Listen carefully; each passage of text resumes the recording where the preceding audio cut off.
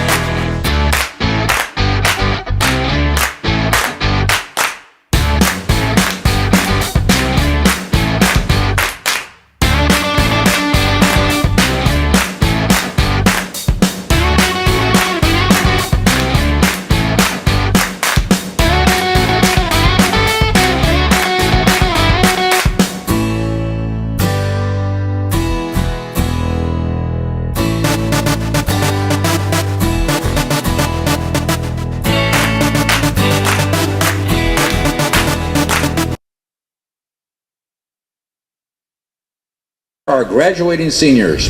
Upon completion of tonight's game, our seniors will be relieved of their field maintenance responsibilities and will be treated to a steak dinner fieldside, courtesy of the JBHS Baseball Diamond Club. And now, let me introduce our senior Falcons and their families. We begin with number 2, left fielder Lonnie Brown. Lonnie Brown is escorted tonight by Mildred and Ronnie Brown. Lonnie has been playing baseball for 13 years.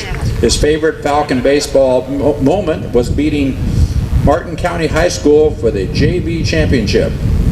Lonnie plans to attend college and pursue his pilot's license. Lonnie would like to thank his parents for molding him into the person he is today. He would also like to thank his coaches for always guiding him.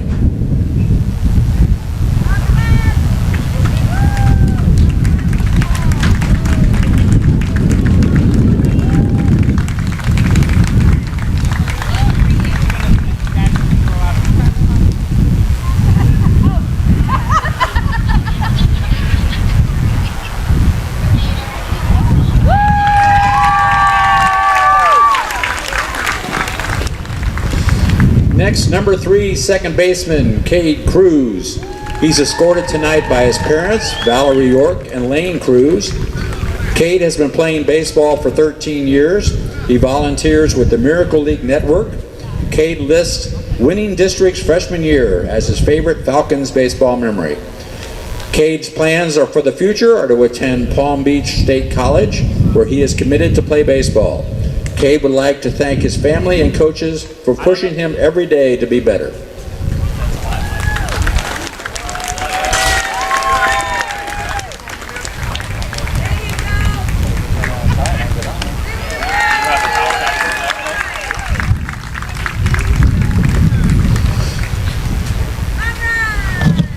Number 6, pitcher Cade Gilcrease, escorted by Justin Gilcrease and Randy Riley.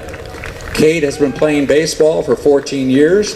His favorite Falcons baseball memory is defeating American Heritage via the 10-run rule. Cade's plan after graduation is to play baseball for as long as he can, and in his own words, cash out in the piloting industry. Cade would like to thank his grandparents, his dad, and his coaches.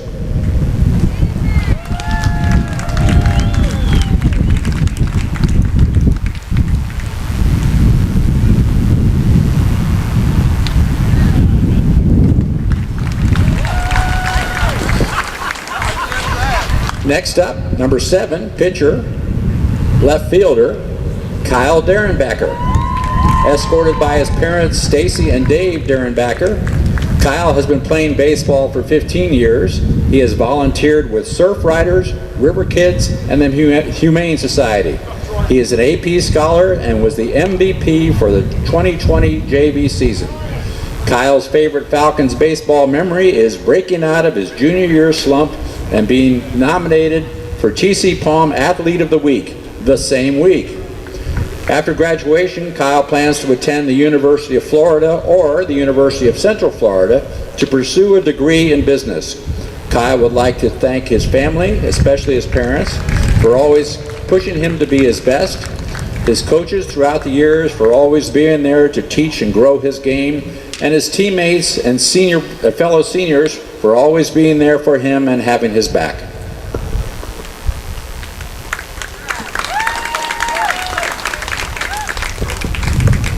Next up, catcher Matt Couts, escorted by his parents Jen and Greg Couts. Matt has been playing baseball for 13 years. Matt has volunteered at Jensen Beach Elementary and St. Martin de Paris Church. He is a 4-year varsity player, and his favorite Falcons memory was winning districts his freshman year. After graduation, Matthew plans to attend Florida Institute of Technology, where he'll pursue a degree in aerospace science. Matthew would like to thank his parents and all of his coaches for supporting him throughout the years.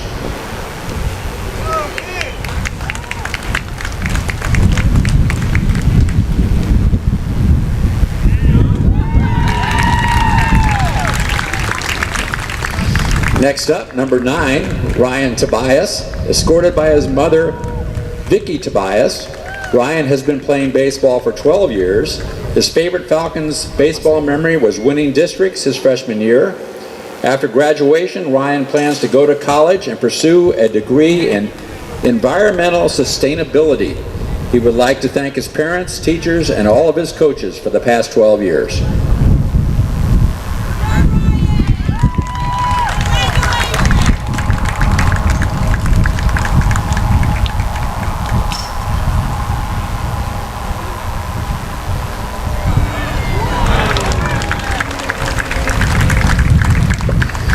Next up, number 10, third baseman Patrick Gillen, escorted by his parents Kim and Chris Gillen.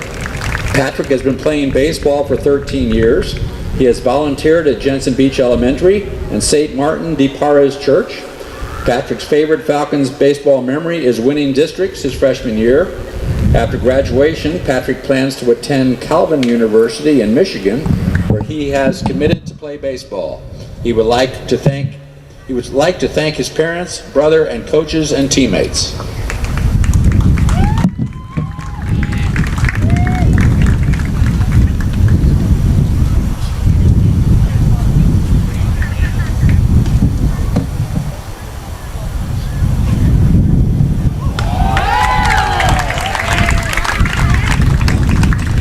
And last but not least, shortstop, number 11, Pat Ward, escorted by his parents, Christina and Robert Ward. Pat has been playing baseball for 15 years. His favorite Falcons baseball memory is beating Vero Beach sophomore year. After graduation, Pat plans on attending Florida Atlantic University, where he has committed to play baseball. He would like to thank his parents, coaches, and teammates.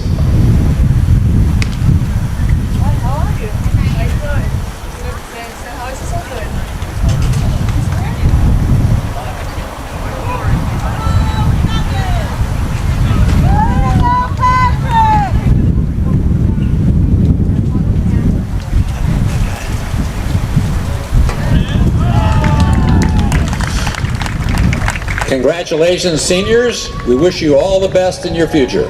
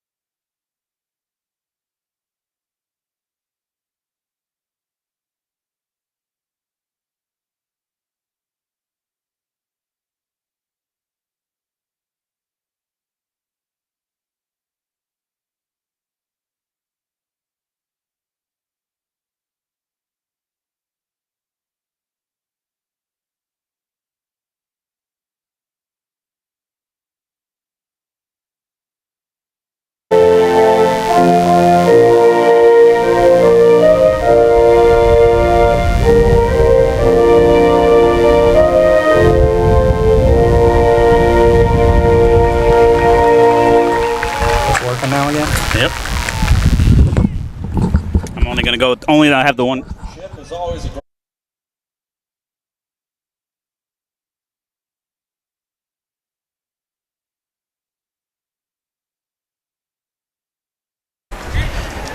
Hi, Ron. Here we are. Got Jensen Beach is hosting Treasure Coast High School senior night for Jensen Beach. Here comes that background music that we enjoy so much. Yeah, we're getting a little wind again tonight. It's been windy at all of these games, too. Absolutely. For those of you that are going to be watching us live, we are using a new system trying to make things a little smoother for you. Hopefully within the next few games we'll have several camera angles coming through so that we can get different angles for you.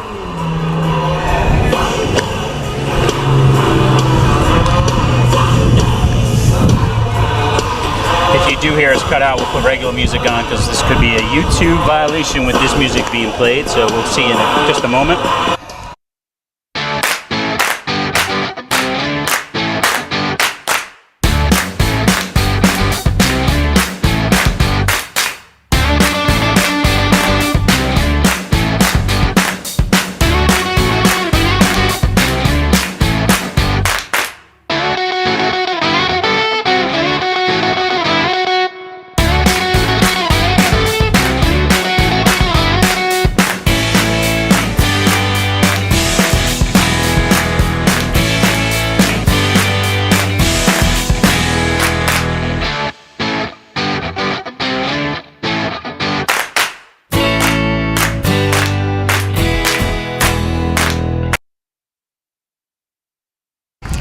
All right, we got Maddox Polanco is going to lead off here for Treasure Coast.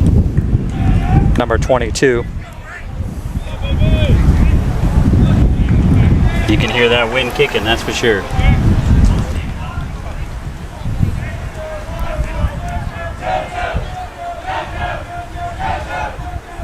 Maddox comes into this game hitting 182 on the season.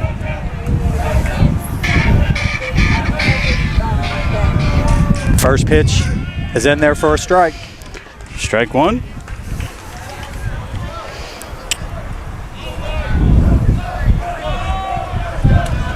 Wow, the wind's really kicking up right in our faces today, so it's blowing right through our microphones.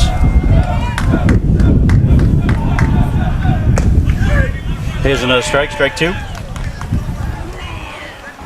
Jensen Beach comes in with a pretty impressive record so far through their high school season. Got them ranked number 1, right? Yeah, they're 8-1 coming into the season. Treasure Coast comes in at 4-5. Treasure Coast lost a lot of seniors last year, so a younger team. That's a ball high. Got a 1-2 count here. Start off the game against Jensen and Treasure Coast.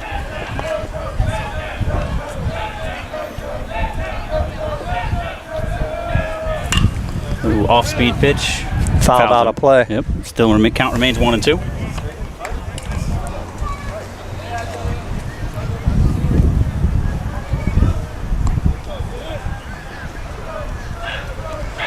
Comes set. Shakes one off. Takes another one off.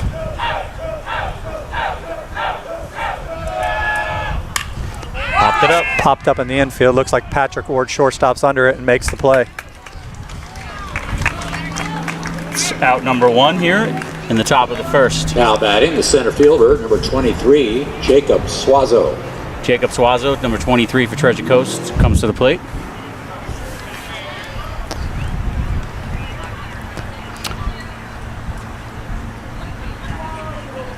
Jacob Swazo comes into this game batting 150.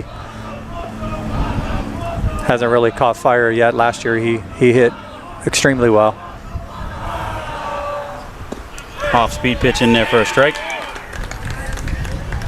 I can't see who's at second base, but I know you got Patrick Gilling at third, Patrick Ward at short, Ty Villardo at first, and Matt Couts behind the dish. Ball I'm sure high. it's Cade Cruz at second base.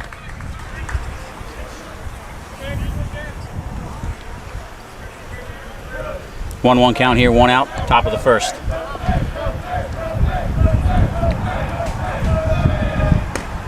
Ball high, 2-1. One thing about Suazo, if he gets on base, he's going to steal. He leads all of Treasure Coast in stolen bases this season with 9. That guy must have got some wheels, I guess. And the pitch. Ball's up the middle. Patrick Ward's there. Throws over. Made it look easy. It's 2 outs here in the top of the first. Pop fly and a ground ball so far. The third baseman, number 16, Logan Zabella. Logan Sabella now coming to the plate for Treasure Coast, number 16. Logan Zavala. Zabala, excuse me too.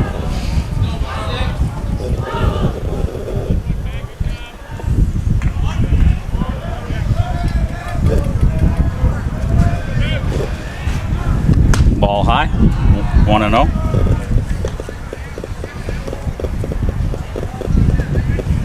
Sun is right in everybody in the field's face over here in Jensen. Got to fight that sun off in these early innings.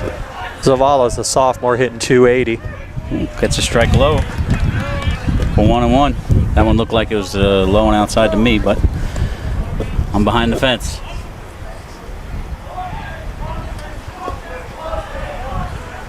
In case you missed it, tonight is senior night for the Jensen Beach Falcons. They honored the seniors prior to the game. That ball's laced. That's going to be a base hit to left field. So that gives Treasure Coast a man on first. Now batting, the right fielder, number 20, Nick Stagg. With Nick Stagg, number 20, coming to the plate.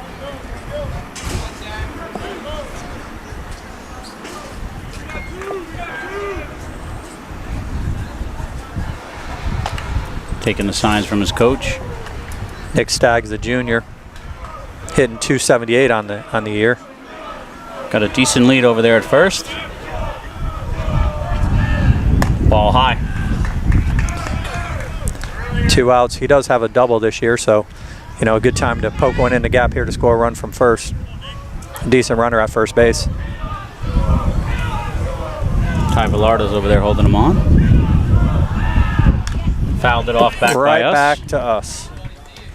1-1 count. 2 outs here in the top of the first. Treasure Coast does have one base runner on first. Man, that wind is whipping.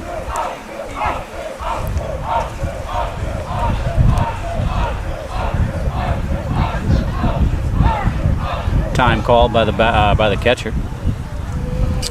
So Jensen, this field here is 300 down the lines, and in the gaps it's 355. So it's got to be close to 370 down in the center. Plus you got that extra fence there. It's a little bit shorter than a lot of fields we're at, for sure. 2-1. Put down early, 20.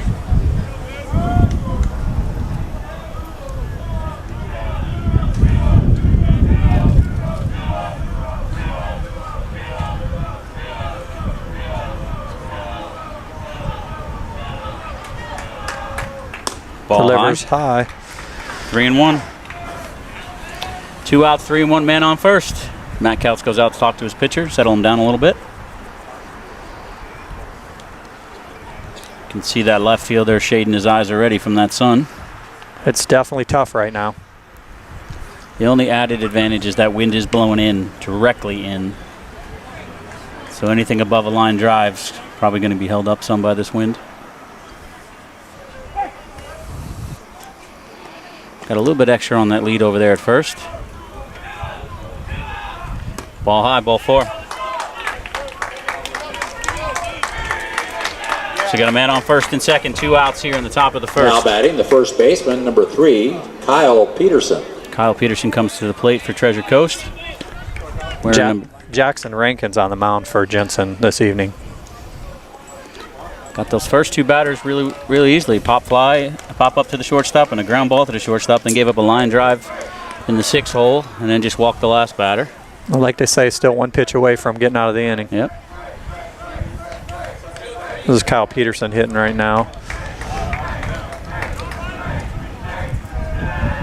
Ball high. It's almost as if he's trying to overpitch a little bit. It's been throwing him a little bit high with a little bit extra on it after that line drive hit. Not being held at first. Kind of being held at second. Kyle Peterson's had limited at-bats this season. He's had 10 plate appearances, but with those 10 plate appearances, he's making the most of it, hitting .375. Got 2 RBIs on the season. And he's a junior. Got a 1-1 count here. 2 outs, man on first and second. Time called. Looks like something might be on the field out there in left field. Hopefully it's not one of our cameras. We did try to do the 2-camera setup today, but had some technical issues. So we'll work it out. Especially when we do that All-Star game at Clover Park there, the spring training facility here coming up in May. Try to have as many camera angles as we can. Absolutely. For those of you who don't know, we are planning to hold an All-Star game. The top players here on the Treasure Coast honor their what they've done this season. Ball high.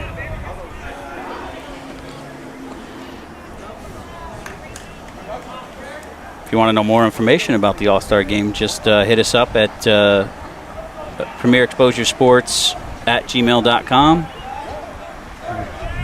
We'll be selling tickets. You'll also get to see the St. Lucie Mets game that'll play right after our game. Fouled off, 2-2. Ball's out of play.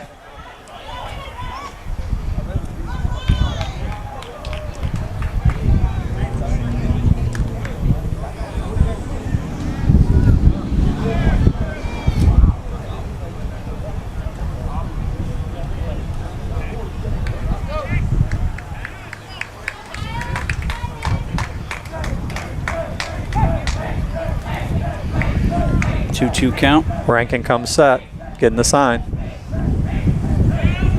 Takes a look at second. Throws a curveball. Beautiful pitch right there. Really nice pitch for the third out of the inning. Great pitch. Froze him. So at the end of the top of the first, you got 0-0. Jensen Beach coming up to the bat, and we'll be back in just a moment. We invite you to try out our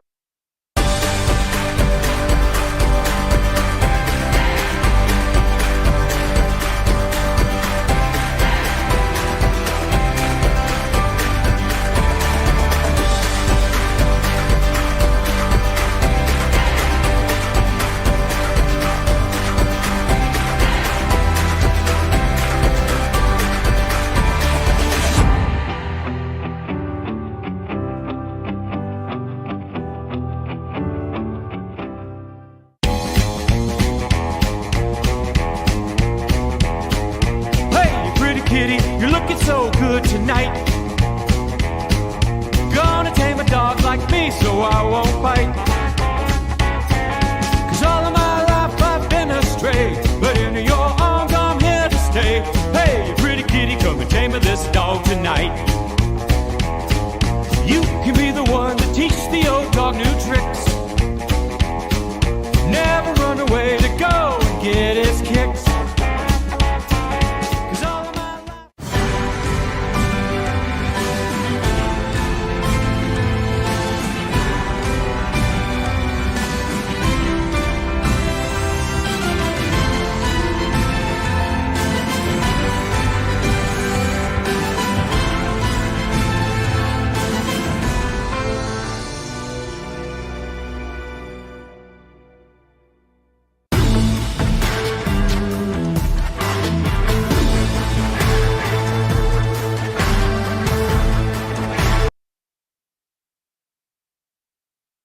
Baseman number 3, Cade Cruz. Cade Cruz is going to lead it off here for Jensen Beach. His little walk-off song here. Cade Cruz is a Palm Beach commit. Pitching for the Titans, Grayson Watson. I know Grayson. Pitched for me a long time ago when they were young. They changed so much, it's hard to recognize. I don't recognize half of the ones that I coached when they were younger. They're young men now. Yes, they are. So we're back here from spring break. High school baseball is back in action. Ball in the dirt, ball one. So it is the bottom of the first. Treasure Coast had an opportunity, but weren't able to put a runner across on the board. And here's Jensen Beach's first opportunity of the night.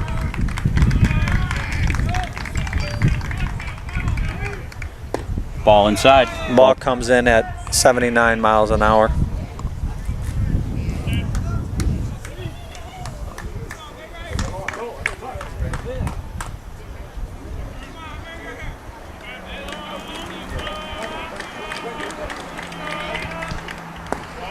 Ball low.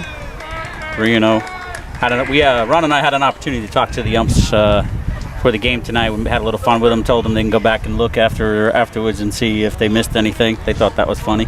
Hey man, everybody can learn from stuff, man. That's why video is so good. Absolutely. Whether it's hitting, pitching, umping, coaching, you can learn a lot from video. That's for sure. And we've actually seen some pretty good umpiring. I don't think we've seen any major controversies. Ball in the dirt, ball 4. Absolutely.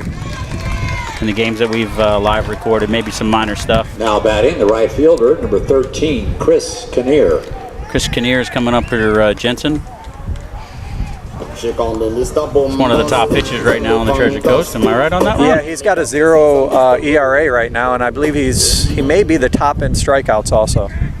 He throws well. He's an 88 guy, 86, 88. You guys want to see any of the rankings that Ron's been putting together for you, go to premierexposuresports.com. Make sure you put the www dot in front of it. There's a strike. Some man on first here, no outs. Kinnear takes strike 1. Yeah, don't be surprised if Cade over there swipes second. He's got some wheels on him. Back, got him. Keeping him close. I did it again. I told him to go back. That's coaching in me. That's what am I doing? Just habit. It's all good. Watson comes set, delivers. Oh, fake steal there. That Ball was outside. 79 mile an hour. 1-1. Definitely, I thought he was going to take off there, but then he stopped. Trying to get in the pitcher's head a little bit.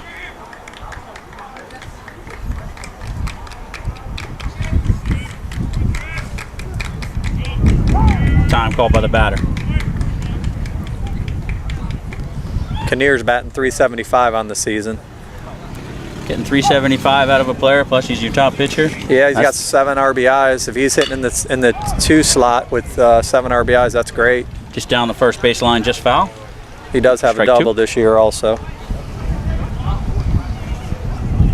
Nothing better than getting production out of your one of your top pitchers. Yeah, absolutely. Means you can plug him in the lineup every game.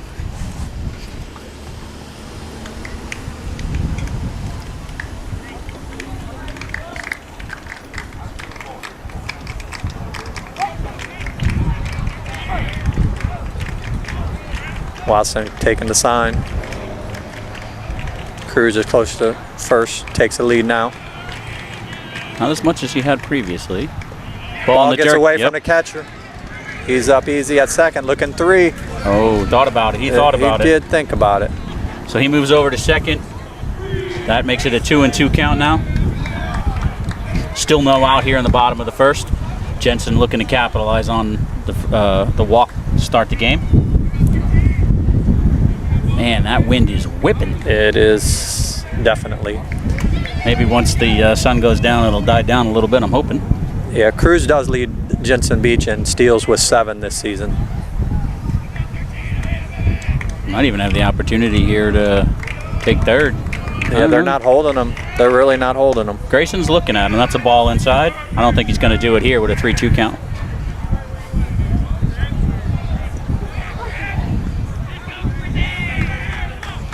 Blanco keeps kind of heading over there a little bit.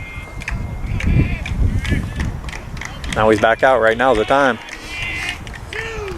Yeah, he's not taking advantage of that when he pops back to get a bigger lead. There's nobody there. So that's ball 4. It's going to make it first and second. Now No batting, out. the shortstop, number 11, Patrick Ward. It's going to bring up Patrick Ward, FAU commit. I know I'm fine, but the money makes me handsomer. Walk around smelling like a come up in the answer for her pop. Ward's hitting 375 on the season. He's got 5 doubles.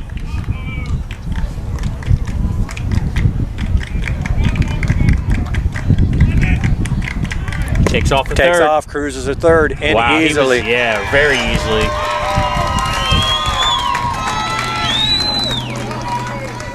Couldn't tell if that was a ball or strike. I believe it was a ball. Inside a little bit. Catcher popped up there pretty quick, but he got a fantastic jump. Yeah, that one was on the pitcher. So we got first and third now. Still no outs.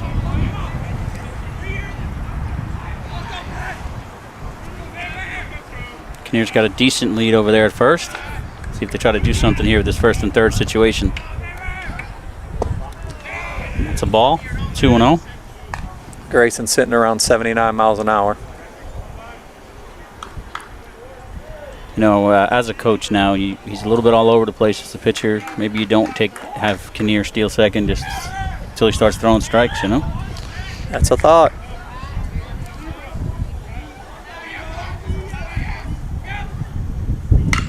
Oh, right past the third base. Through third.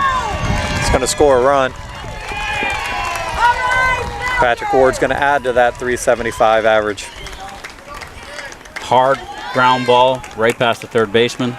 It's going to make it first and second now. Jensen gets its first run up, 1-0, still no out. First baseman, number 24, Ty Velardo. With Ty Velardo coming up, and a player that can definitely hit the ball. Ty swings it from the left side and can hit for average and hit for power, so. Definitely one to watch. Was he? He's a sophomore. Sophomore. Yeah. Ball low. He's also hitting 375 for the season.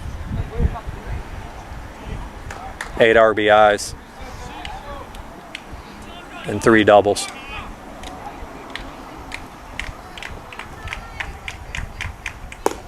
Ball low and outside. 2-0.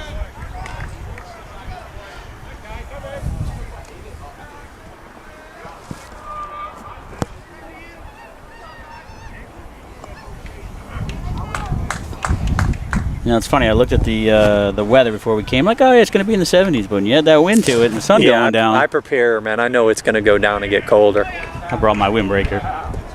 Another ball inside, 3-0. Looked like a changeup or some sort of breaking ball there. I'm not sure, but 70 mile an hour coming in there. Looks like the Treasure Coast coach is going to go out and talk to his pitcher. Settle Watson down a little bit.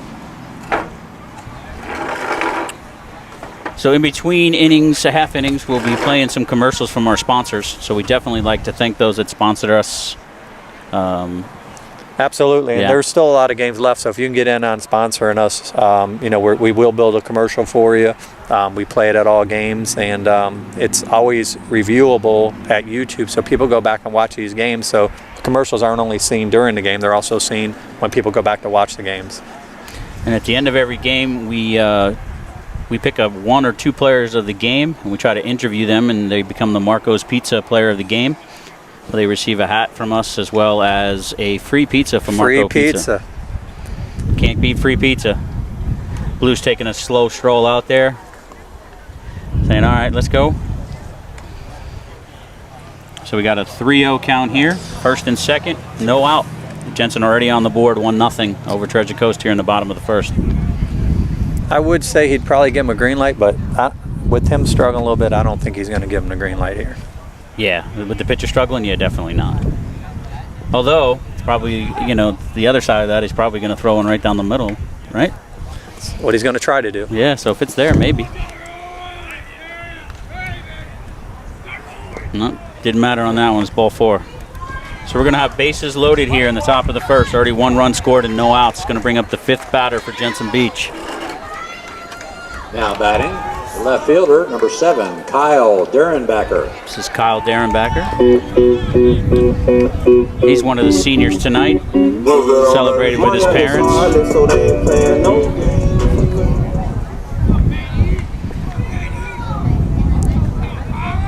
You know, even with a ground ball, you can give up a run, but maybe turn 2.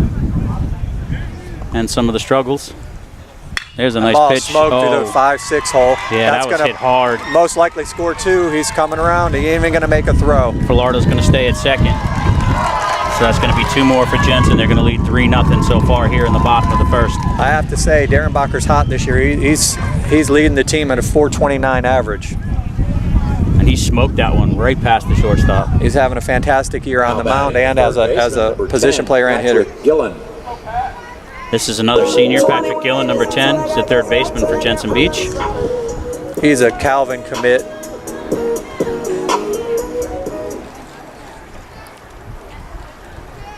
If you hear us talking about individual, we try to talk about as many players as we can, but if you hear us talking about specific players, it's because we know them and they filled out the form for us online. So if you don't hear us talk that much about your son, you might want to go to premierexposuresports.com and just fill out the free information so that when we do games for your child's school, we can go ahead and talk about them as well. Yeah, we can find stats and stuff. We'll have stats on all the players, but as far as anything specific, where they're committed to, you'd like to let us know that stuff so we have it on file so we can definitely promote them and speak to them. So Treasure Coach is going to come out and talk to Grayson Watson here. Looks like he's going to make a pitching change. Sometimes that happens. Just don't get off to a great start.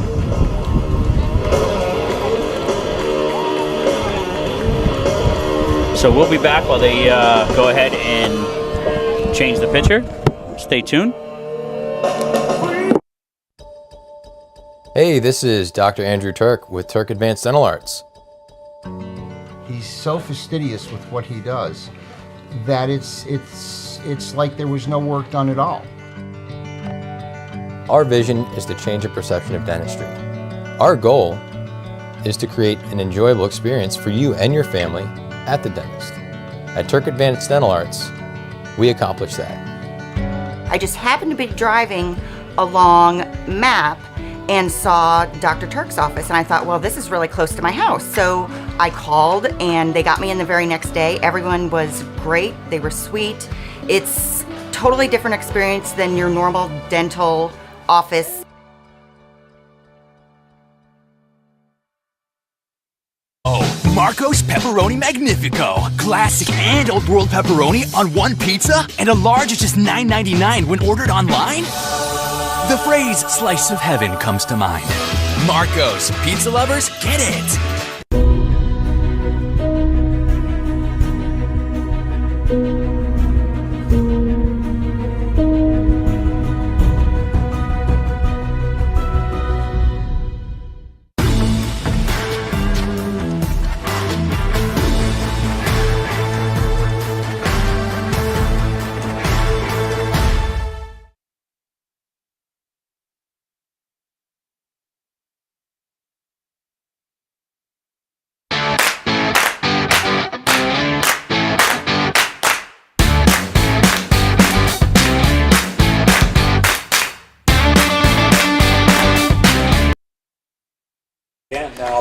And we're back here.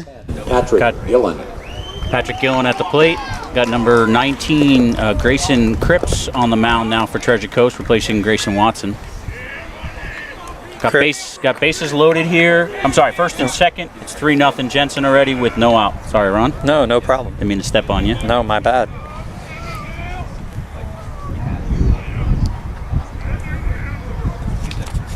Ball inside. Cripps comes in with the 3.0 ERA. Respectable. He's had three appearances, 9.1 innings on the season, and he's a junior. Ty Velardo on second, and Kyle Darrenbacker on first. That's a strike, 1-1. Patrick Ward at the plate, number 10.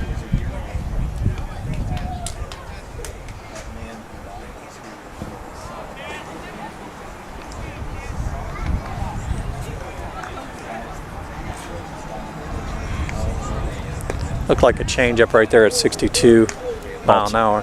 For ball 2. We'd like to thank the Jensen Beach High School and Corey Cook being very receptive to us coming out and doing their games. We really appreciate that. Oh, right up the middle. 70 mile an hour pitch up the middle. That's going to have, they're going to hold him at third base on that one. Got bases loaded again. Yep. Now batting, the catcher, number 8, Matt Couch. Still no outs here. Matt Couch. I'm Mr. Mighty Catcher. Slaughter gang soul. He's another senior here for Jensen tonight. Yeah, a lot of these guys over the years, either we coached them, they were on other teams, we saw them coming through little leagues. So, you know, it's nice giving these guys some exposure and trying to help them out. Ball outside and high. I think Matt's committed to, was it Florida Tech?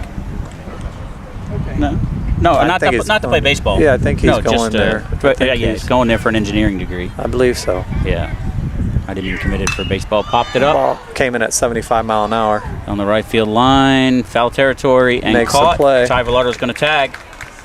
This comes up standing easily. And he's going to score. That's going to be run number 4 and out number 1.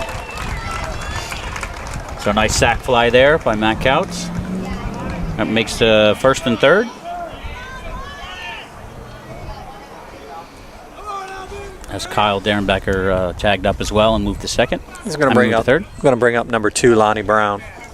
Now batting the center fielder, number 2, Lonnie Brown.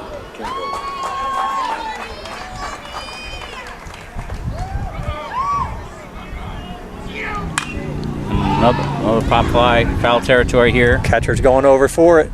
Makes a great play over there. Great play to track that down. 2 outs. Has a long run. It might be hard to tell from where our camera angle is, but there's a deep space behind the home plate here, back to the fence. Designated hitter, number 9, Ryan Tobias. And with that wind whip, and it plays with it on those pop flies. Hot air, so hot and so hot. 2 outs here in the top of the first. Jensen already up 4-0 with man on first and third. 2 outs here. See if they try to take second there with Pat Gillen there first. Brings up Brian Tobias.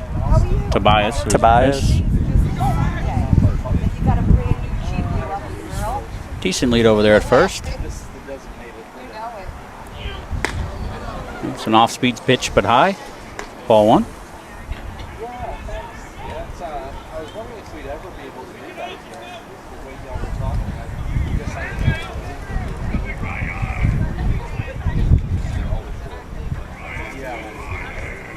Swing and a miss, strike 1. Coming at 70 mile an hour. 70 or 78, you say? 70. 70. Come on, Ryan. Bring him home. Swing and a miss, strike 2. Nice to see you.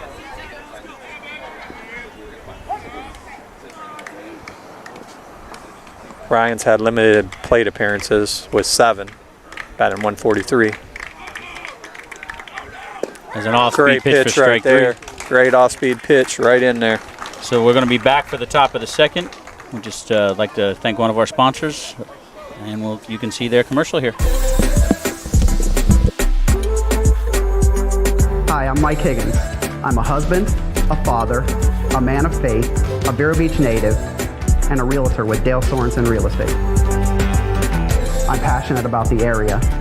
I love taking walks at Riverside Park. I love playing baseball at the Little League field with my kids.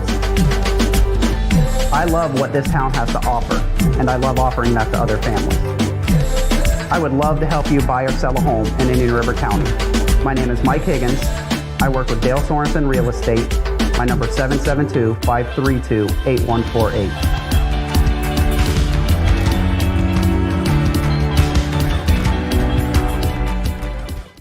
Marco's Pepperoni Magnifico. Classic and Old World pepperoni on one pizza, and a large is just $9.99 when ordered online?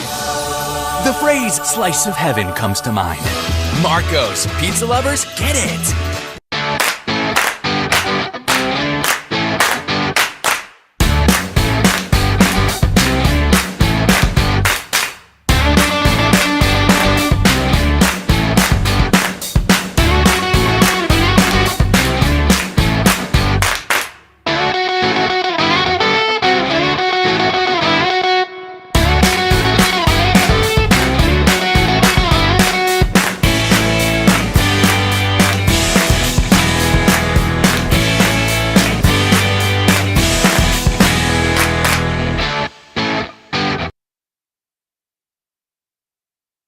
And we're back here for the top of the second inning. Jensen Beach leading Treasure Coast 4-0 so far.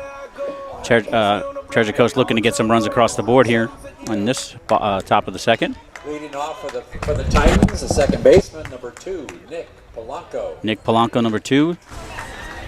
It's the batter for Treasure Coast. Ball in the dirt. Breaking ball at 60 mile an hour. Well, he did have a long inning to sit that last half inning there, so got to get back into form. Nick Polanco's the senior. Ball smoked down left field, just over the glove of Patrick Gillen. Great swing by Polanco. Great way to start the inning for Treasure Coast, looking to get some of those runs back. It's going to bring up number 8. Now batting, the catcher, number 7, Austin Glover. Nick that just got that base hit, leads the team in average of 308. All right, so the announcer said number 7, but it looks like he's wearing number 8. Yeah, that's number 8. Decent lead over there at first.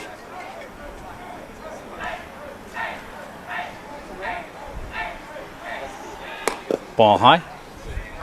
1-0. I'm sorry, number 8, Austin Glover.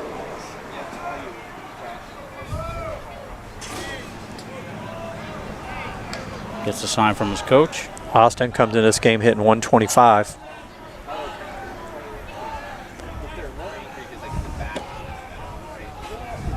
Takes off.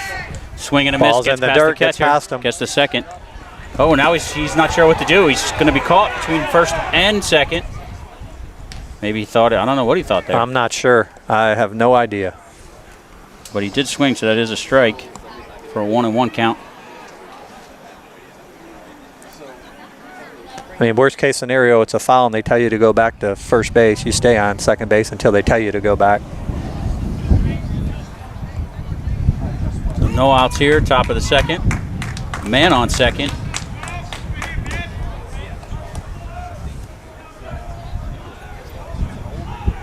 Cruz is leaning over towards second, holding him. Foul ball down the first base line and out of play. Strike 2. 1-2.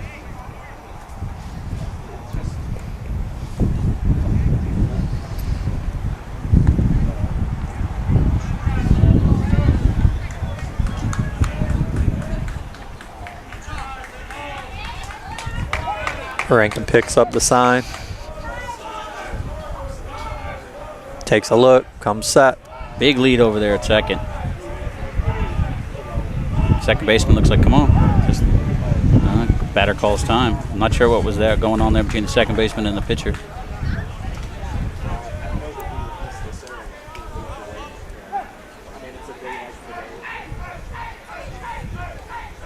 Cruz walking over to check it.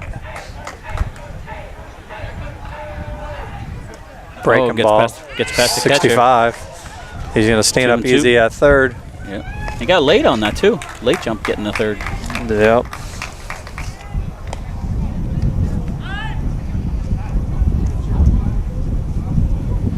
Looks like Cruz is going to come in and talk to the pitcher here.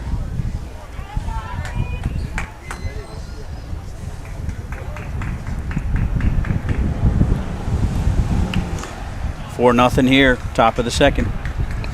Treasure Coast looking to get a run back. Austin digs in.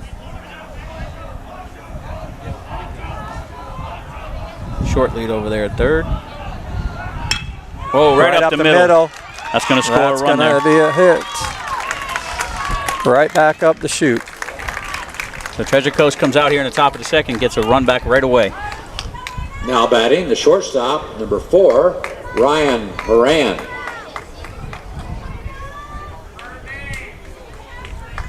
Is that Moran or Buran? He said Moran. Number 4, shortstop here for Treasure Coast. Looks like they're going to do a courtesy runner here at first base. I believe it would be pronounced Mornane, but I could be wrong. Okay. Looks like Jensen Beach pitching coach is going to head out there and just have a little talk things over.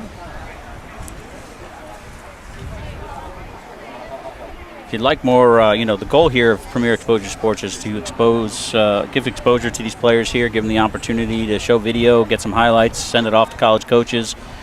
If you're struggling with the process of helping your child play baseball in college, send us an email, premierexposuresports@gmail.com.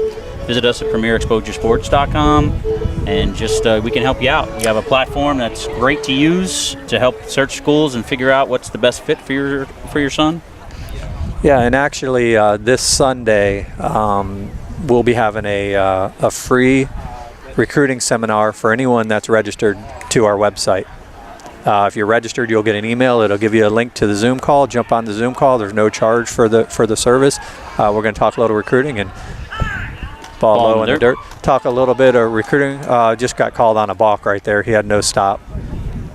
But going back to what we're trying to do, so we'll give you a recruiting seminar that this Sunday, 6 p.m.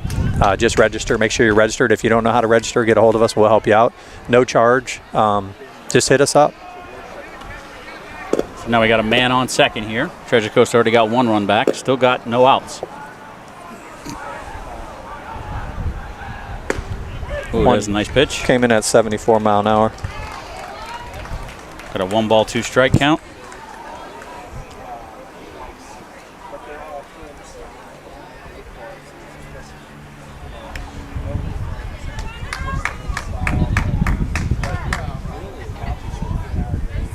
Batter wants to get the signs again from his coach.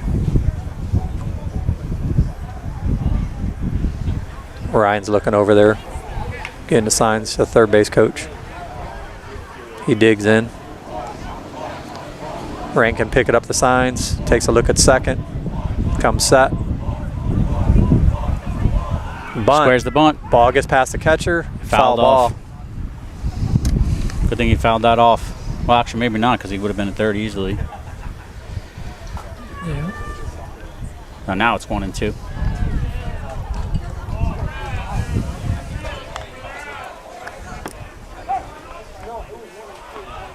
Which, this one?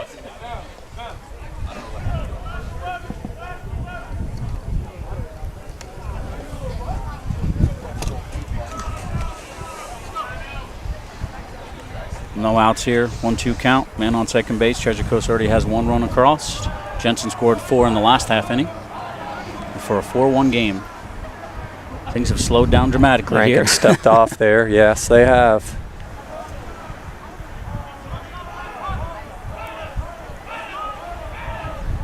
Steps off again.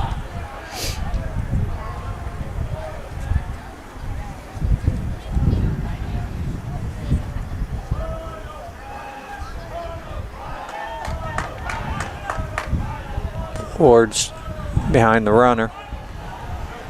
Ball in the dirt, gets away. Oh, nope, Matt. Smart to go back, smart to go back. Great job by Matt jumping up quickly to get to that. Man on second looked like he was thinking about going to third. If he did, he was dead to rights. Matt blocked that ball pretty good. So we got a 2-2 count here. Jensen looking to get an out here.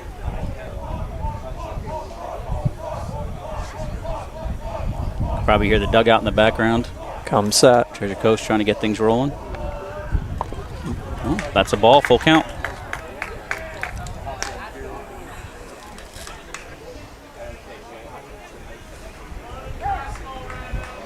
Time call for the catcher to tie his shoelace. A little more delay.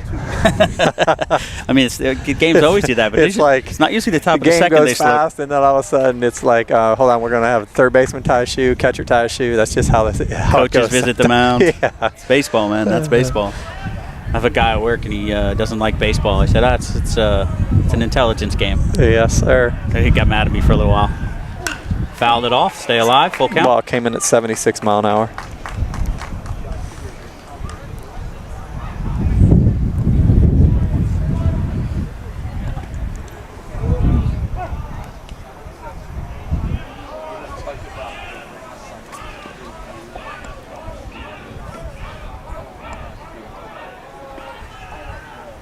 Fouled it off again.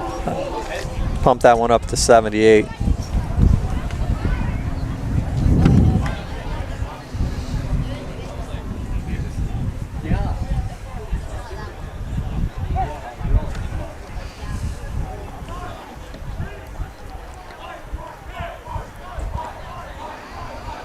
That sun is brutal. You got the third baseman, the left field, they're all shielding their eyes. Ball looks like it's going to opposite fall. field. Base hit. And they're looks like they're going to hold him at third. It's going to be 1st and 3rd here, no outs. So Treasure Coast with a great opportunity here to get a lot of those runs back that they lost there in the bottom of the first. A nice piece of hitting by Moraine, pushing that ball over to the right side. And he fouled off 2 before that till he found a pitch he could put in play and move the runner over. Catcher giving the signs for a 1st and 3rd situation. See what they do here. It's going to bring up Grayson Cripps, who's now the pitcher for Treasure Coast. What do you think? No outs here? You bunt them? Move the runner over maybe? He's only had two at-bats this whole season, so. Yes. There it is. Oh, that's a nice bunt. Great bunt. And nobody's at first. Safe at first. Wow, that was a fantastic bunt. Absolutely executed 100%. Just pushed it down the first base line. Second baseman didn't get over in time. Runner scores. Base runners advance. So now we have 1st and 2nd, no outs, and a 4-2 ball game. Looks like they're going to do courtesy runner for Grayson there, since he's the pitcher. Oh, nope. And Jensen's going to talk to his pitcher. Looks like that might be Coach Cook, so he looks like he might be replacing him. Looks like we're getting a pitching change for sure. All right, we'll be back here in just a few moments.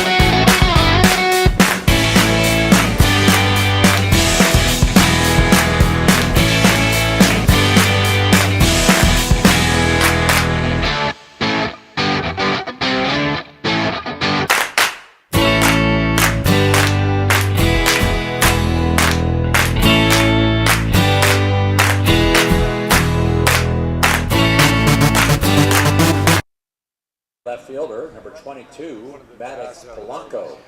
All right, we're back here in the top of the 2nd. Got 1st and 2nd. Treasure Coast has got 2 runs back so far. The Jensen Beach just changed their pitcher. They got Cade Gilchrist on the mound.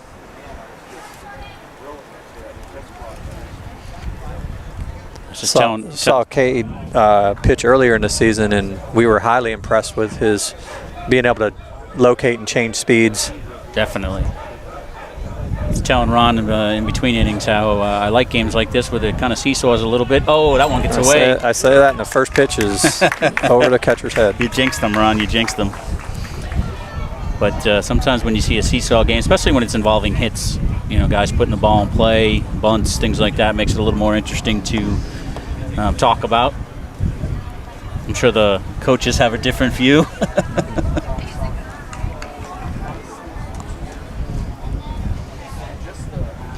So we got a 4-2 ball game here in the top of the second. With the leadoff hitter, Maddox Polanco, who had an infield fly to the shortstop last inning. Timeout called by the batter or the catcher. Couldn't tell which one there.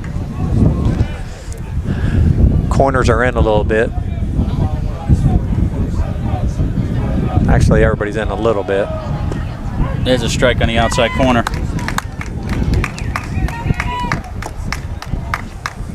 1-1 count.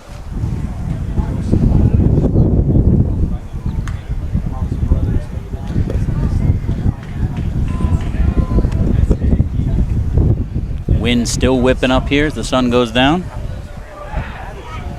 Squares the bunt, popped it up right to the catcher. Oh, nobody. Oh, got him at second. Double play. Him up. Thought he might have him to third, but Patrick Gillen couldn't get back in time, but looks like they got him at second. So we got 2 outs now.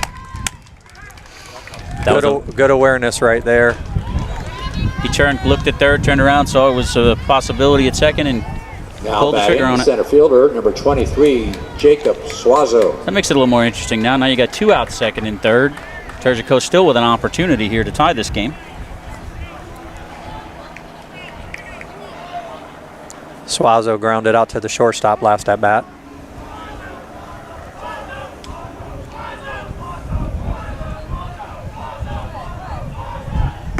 Ball outside.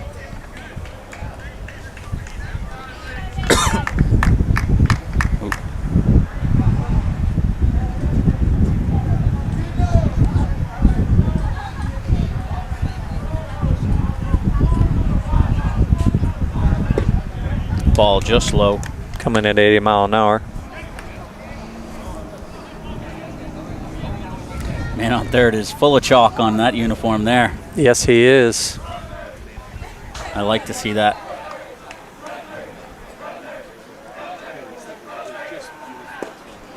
Ooh, another ball. Just missed right there. Yep, 3-0. I believe you said he's got some pretty good speed if he gets there on first. Yeah, he can run. That kid can run. You got to go right after him here. Ball 4. So you're going to have a man on first and third right now.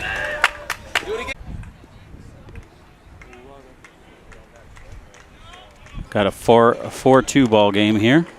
We are in the bottom of the second. It's a ball 1.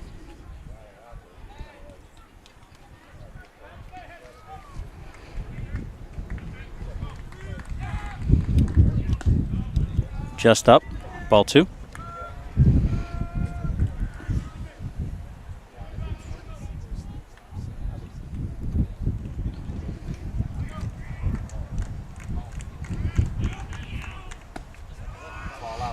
Ball 3.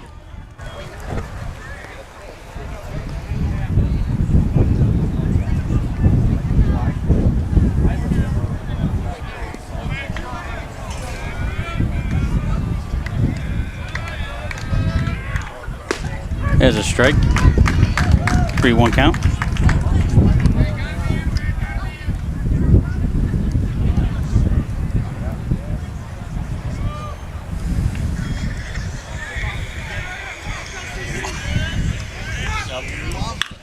Rips it center field. Looks like he's under it. Makes the play. Out number 1 here. In the bottom of now batting second. The right fielder, number 13, Chris Kinnear. She call me Mr. Bombastic, tell me fantastic. Put me on me box, she says I'm Mr. Rowe.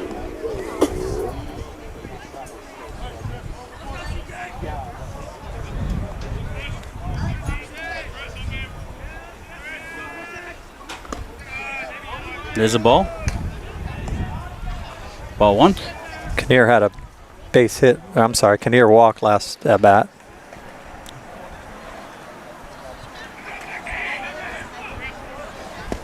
There's a strike.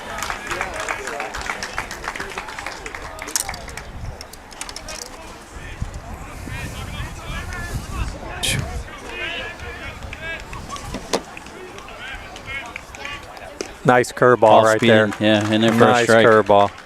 Froze Kinnear.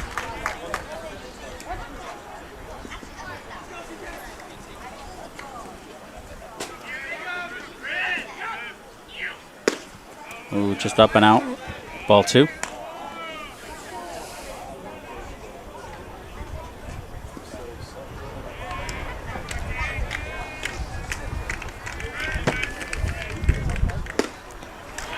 There's 78-mile-an-hour fastball above the letters. Got him. That's out number 2. Now batting the shortstop, number 11, Patrick Ward. Patrick Ward is now the batter for Jensen Beach. I know I'm fine, but the money makes me handsomer. Walk around smelling like a... Patrick had a base hit last time at bat. Brief timeout here for the third baseman. I think he was tying his shoe. Another shoe tie. Yep. I think it's the second or third one so far. Yeah. Bunch of mound visits. Curveball. Pops him up. Pops it straight up. Lot of wind. Ball's tailing towards the right field. He's under it. Makes the play. That was a quick bottom of the second inning. And we will be back with the next inning.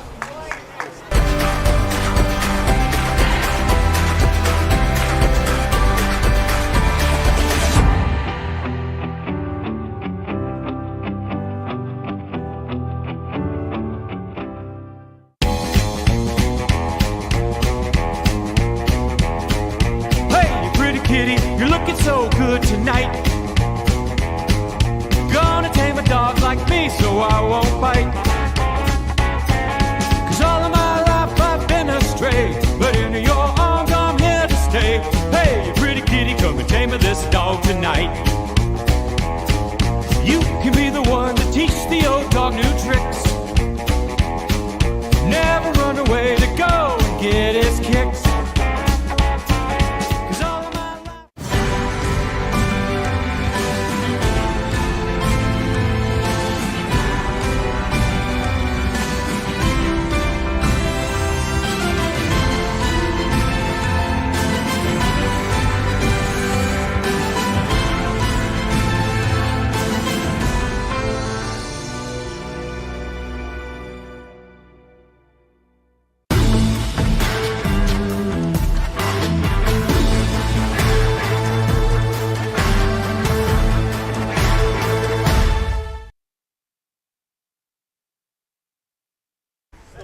Leading off for the Titans, the right fielder, number 20, Nick Stagg.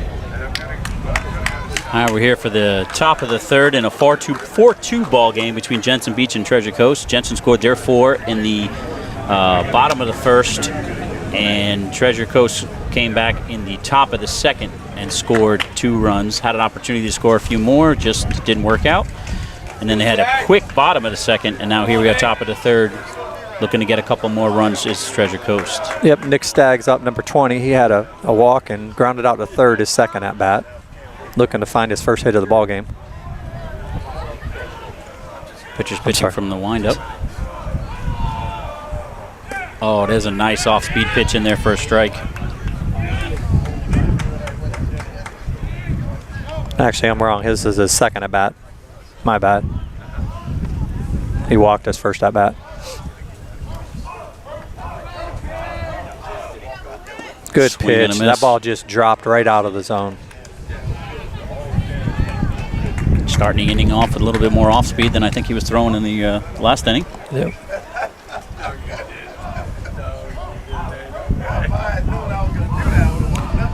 Steps back, gets a new sign. Oh, another off speed just totally fooled the batter. That just completely fooled the batter. 64 mile an hour curveball that just fell right out again. It's going to bring up number 3, Kyle Peterson, for Treasure Coast, with 1 out. Kyle's first at bat struck out, trying to find his first hit of the game.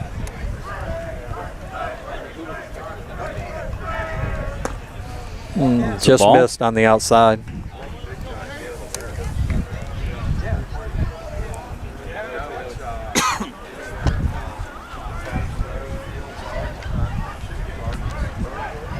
Picks up the sign. Swing and a miss, strike one. 80-mile-an-hour fastball there. 80 mile an hour, what'd you say? Was it around the 60s with 64 curve. It's a nice change of pace for sure. And he'll throw, I think, a slider in there a little bit faster than that curve. There's that off speed, just missed. Ball 2.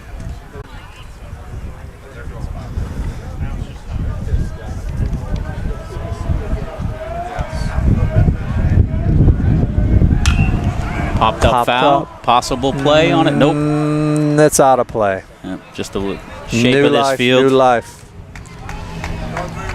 Shape of that fence down the first. I know you guys can't see it, but kind of comes out at you there. So that one out of play. So we got a 2-2 count here with a 1 out. Treasure Coast looking to get a couple more runs, even this game up. Looks like that sun is just a little bit of a problem for the left fielder now. As it sets, batter calls time. You can see that left fielder shading his eyes with his glove. Peterson peeked over to his coach. Digs in. Ball high. It's going to make it a full count.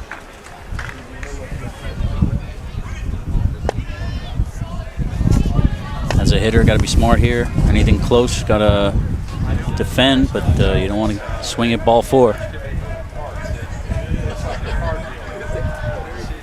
Ball smoked right side. Great play by the second baseman. Just couldn't. He knocked it down, but that'll be an infield hit. He knocked it down. Just couldn't get to it afterwards. Great. Now batting, the second baseman, number 2, Nick. That's just a great effort right there. Blanco. So we have 1 out with a man on first. Brings up number 2, Nick Polanco. He singled his last at bat.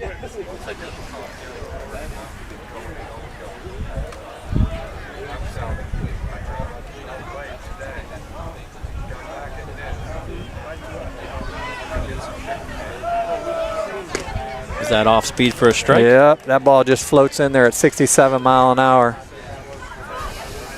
Has a little fun with gravity on that one. Just dropped right in. It just drops right in.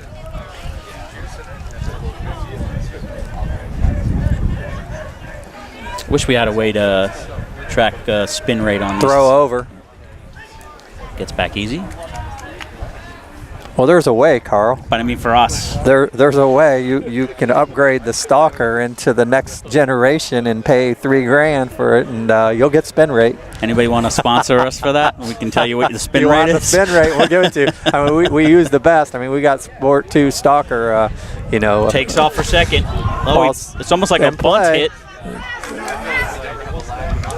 He got him at first. Still. That close was close. Play. Very close play. Kind of hard for that umpire to see from his positioning, but moved the runner over to second. Swing and bunt there. Got the runner over to second, but and it was close. And the runner was taken off, so he was probably going to get second anyway. Yeah.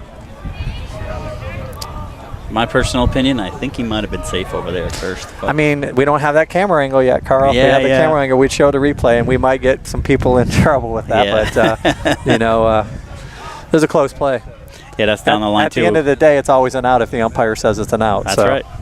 So that's 2 outs here in the top of the third. Yep. Brings up Austin Glover, number 8. He had a single his last at bat. But with a man on second, that's the ball. Man on second, Treasure Coast has an opportunity to at least get one more run back if he can put it in play, get it out of the infield. Kyle Peterson keeps popping on out there. Man, that wind whipped right back up. Started to settle down, and it's back again. Yeah, it's heavy. It's blowing right in. Pitcher's ballpark right now.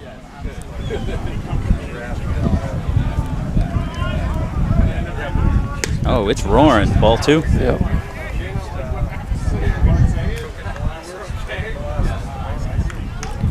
Good ball game right now. 4-2. Absolutely. That wind is blowing directly in. So anything in the air is not going to go very far. Pitcher stepped off. Jensen Beach comes in ranked number 1 in our poll. and Treasure Coast comes in number 9. So, you know, they're battling. Ball up, ball 3.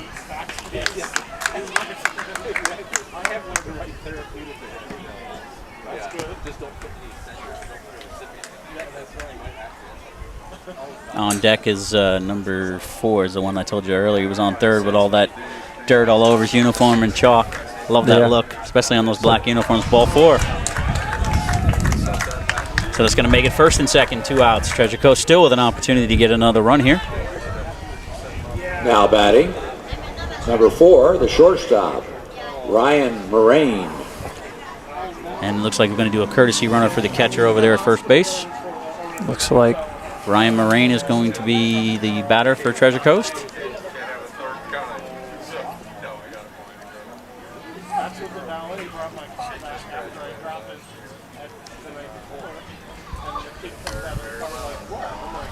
Trying to keep him close there at second.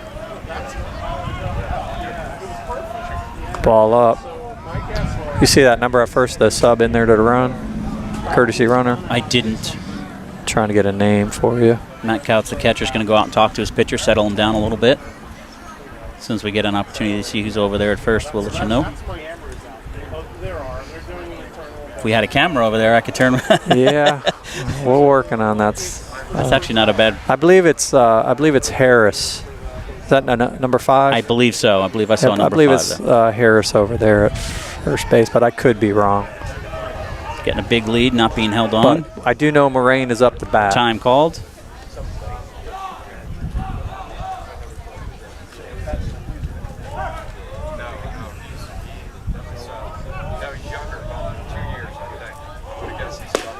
There's a strike. 1-1. Good pitch right there. Had a really quick bottom of the second, and now the top of the third's gone a little bit slower. More timeouts, more stepping off, some movement on the bases.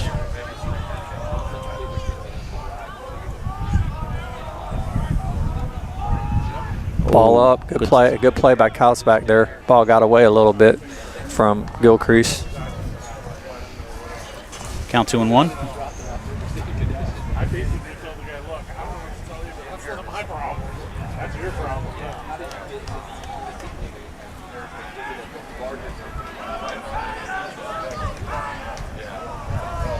Stepped off again.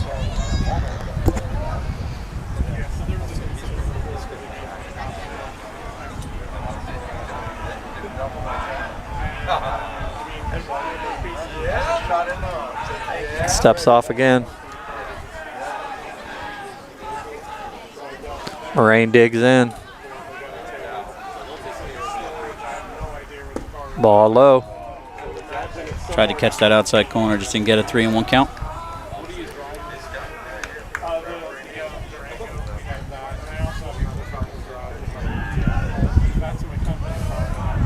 Treasure Coast hoping to do something here with 2 outs.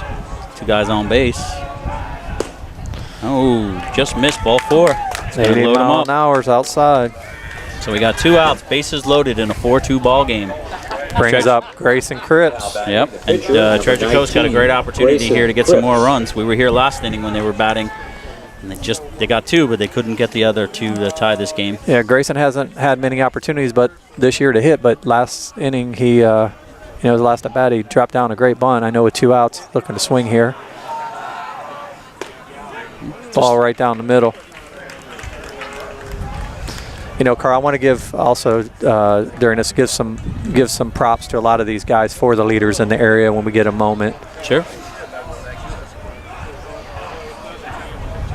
Based on the timing of the game so far, we'll have plenty of moments. Yeah. He did got away. Got away. He's going to score a run. Makes it a 4-3 ball game. He's going to have second and third now. And he did swing, so that's going to be strike number 2.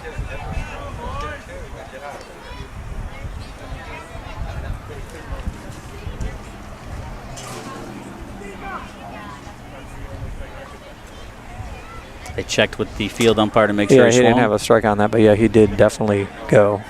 Field umpire saw that. I thought he went. Yeah. Big spot here for Cripps. Get this run in, maybe even take the lead with the hit here. Yeah, especially the way that lead is off second base. He's definitely setting himself up to score on a hit. Ball high, 1-2. But you got Treasure Coast just chipping away at the Jensen Beach's lead. It's now 4-3. Big lead right here. They're conceding the run if he gets a hit. Yeah, it gets out of the infield for sure. Gilcrease comes set. Cripps digs in. It's a ball. Ball low. 2-2. You do have a base to put him, but this is not the guy you want to walk. He's had limited at bats. They had him bunt last at bat.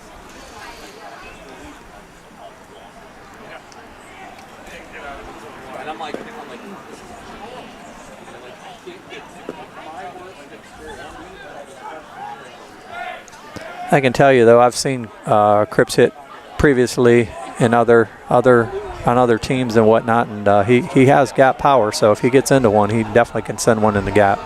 Pitcher's shaking off the sign, likes that one.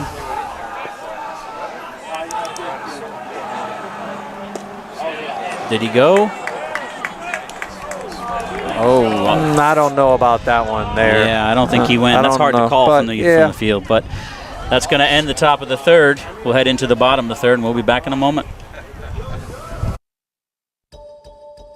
Hey, this is Dr. Andrew Turk with Turk Advanced Dental Arts. He's so fastidious with what he does that it's like there was no work done at all. Our vision is to change the perception of dentistry. Our goal is to create an enjoyable experience for you and your family at the dentist. At Turk Advanced Dental Arts, we accomplish that. I just happened to be driving along Map and saw Dr. Turk's office, and I thought, well, this is really close to my house. So I called, and they got me in the very next day. Everyone was great. They were sweet. It's totally different experience than your normal dental office.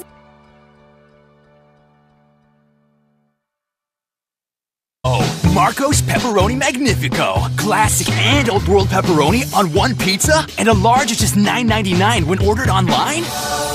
The phrase slice of heaven comes to mind. Marco's. Pizza lovers, get it.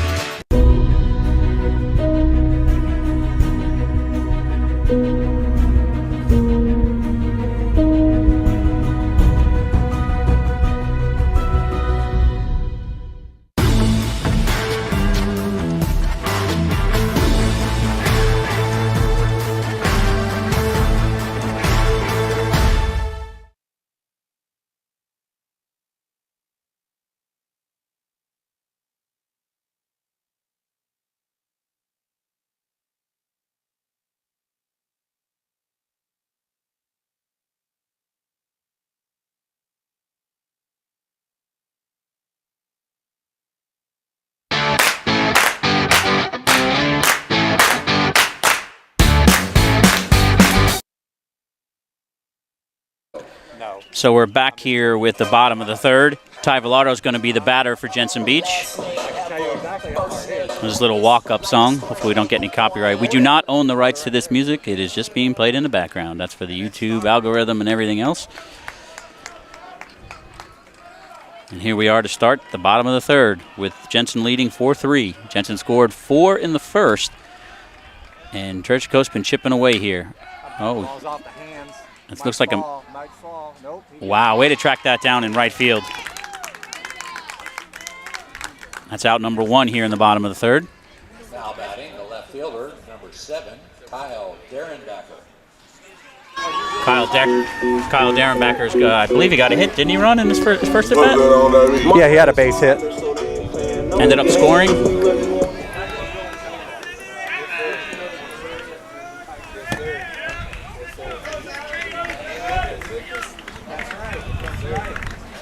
Off-speed pitch in there on the inside corner for a strike. He changed that up to 60 mile an hour on that one.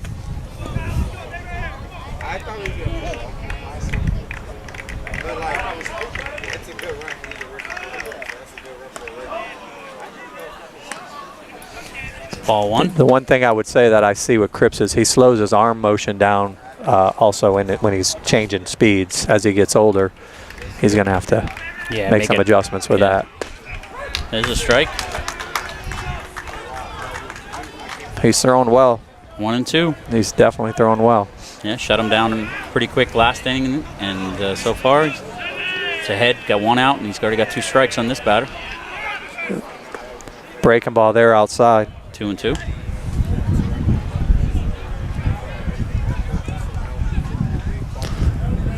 Got a couple Martin County boys around us out here scouting.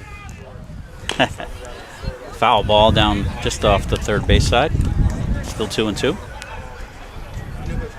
It's always a great rivalry between County and Jensen. And when my son Lamond was there, it was always the game to be ready for. Yeah, we definitely got to get the Martin County game going. Maybe these boys can talk to their coach. See if we can get over We'd there. love to be out there doing these live streams at County also. Great pitch right there. Just missed. Just missed on the outside. Good pitch. Full count. He threw that one a little harder there too. Gassed that up a little bit.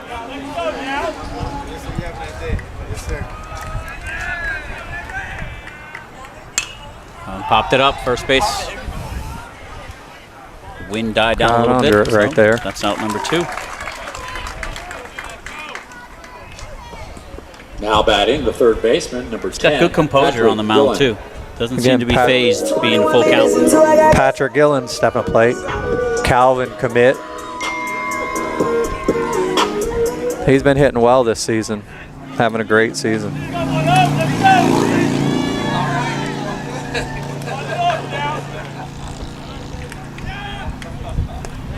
Off-speed pitch in there for a strike. Good pitch right there.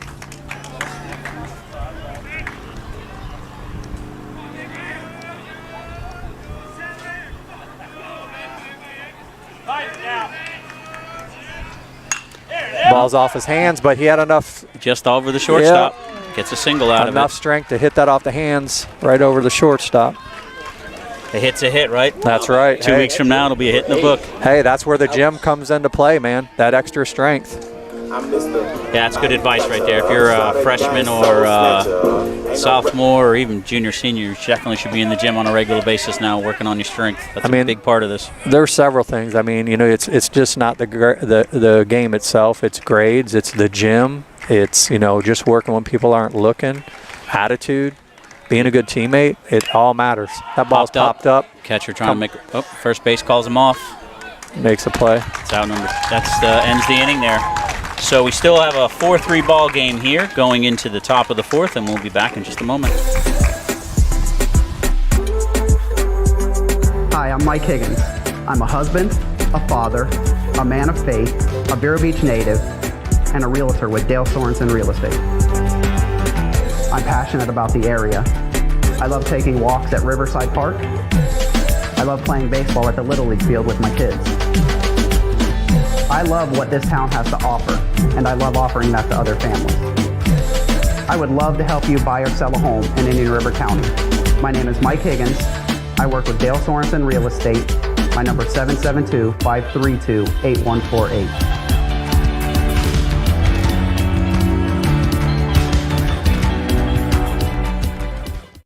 Marco's Pepperoni Magnifico. Classic and Old World pepperoni on one pizza, and a large is just $9.99 when ordered online? The phrase slice of heaven comes to mind. Marco's. Pizza lovers, get it.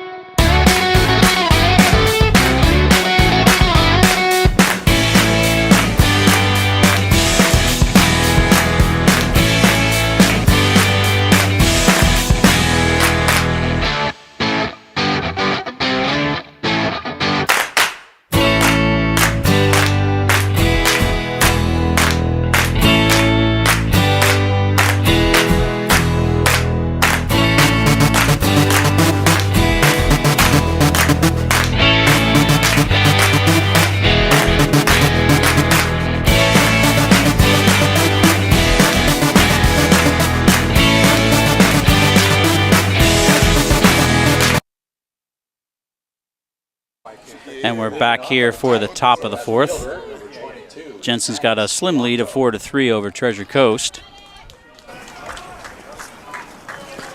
Jensen scored 4 runs in the first and then kind of been shut down the last 2 innings. Treasure Coast chipping away at Jensen's lead. It's now a 4-3 ball game. Scoring 2 in the second and 1 in the third. Maddox is 0 for 2 in the game, looking for his first hit. Off speed, fouled off. He got away with one there. He left that one up. Yep. I think he was just out in front of it. Yep. Like you said, that temperature starts going down. Once the sun goes down, that breeze and that temperature. Yep.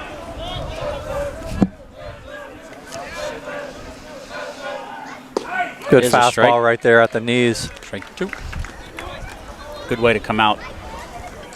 Throws 2 strikes right away. Foul ball and then fastball strike. Maddox is a sophomore.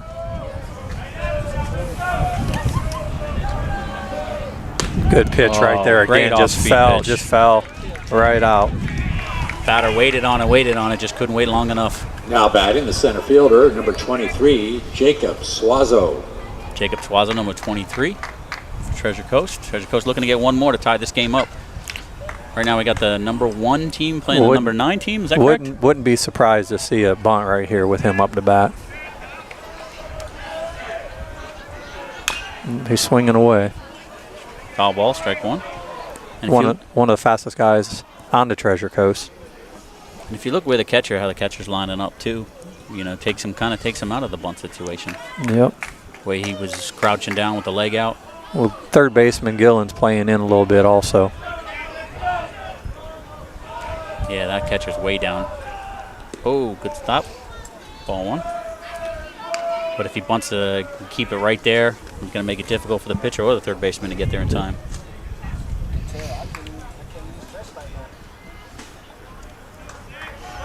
New style of catching, man. Yep. Doing it in the majors. Yeah, some of them, not all of them. Oh, great pitch right there for strike 2. Again, that breaking ball is fantastic. Well, you know, I'm a Yankees fan, and the Yankees had Gary Sanchez for many years, and I was so glad when they finally got rid of him. Yeah, I don't care what you do after that. If you bring somebody else in, his defense was horrible. Yep. Sorry to say it. Actually, no, I'm not sorry to say it because it's facts. But Higashioka is, you know, that's who Garrett Cole wants as his catcher, and I think he's going to be the starter for the Yankees. And he can hit the ball when he needs to, but I want him for his defense. Back to the old school where the catcher was there for his defense. The fastball right there. Almost. Oh, way to recover Stays there. with it. Cruz stays. Took a little bit of a funny hop. Cruz stayed with it. Yeah, it took almost. Suazo hustled down the line. Stopped it with his Now shoulder. batting the third baseman, number 16, Logan Zavala. Logan grounded out to first base last at bat. He has 1 hit in the game.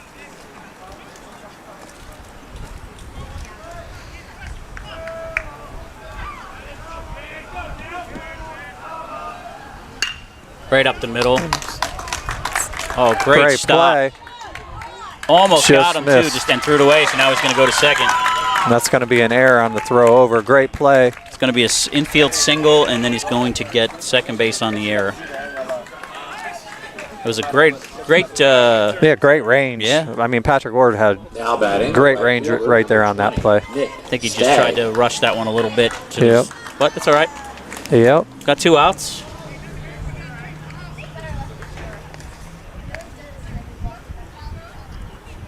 Great hustle by Logan getting down the line. Give him the second base hit of the game. Brings up number 20, Nick Stagg. He has a walk and a strikeout in this game.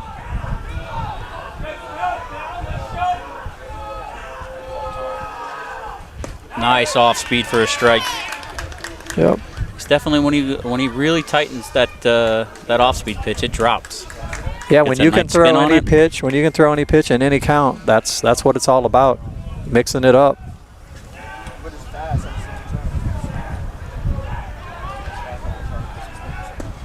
Oh, tried it again, just missed. Just missed outside. Just a reminder, at the end of this, we're going to go with the player of the game, the Marcos player of the game. We'll interview them at the end of this game. I think I might choose Ron today as the player of the game. He's got all the stats ready to go.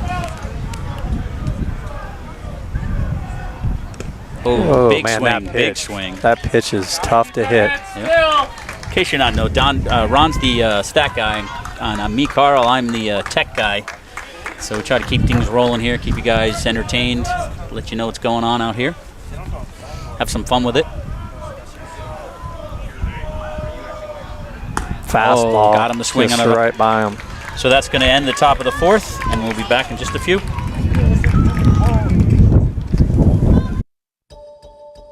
Hey, this is Dr. Andrew Turk with Turk Advanced Dental Arts. He's so fastidious with what he does that it's like there was no work done at all. Our vision is to change the perception of dentistry. Our goal is to create an enjoyable experience for you and your family at the dentist. At Turk Advanced Dental Arts, we accomplish that. I just happened to be driving along Map and saw Dr. Turk's office, and I thought, well, this is really close to my house. So I called, and they got me in the very next day. Everyone was great. They were sweet. It's totally different experience than your normal dental office.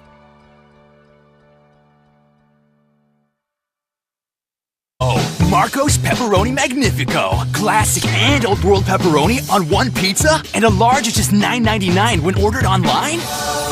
The phrase slice of heaven comes to mind. Marco's, pizza lovers, get it!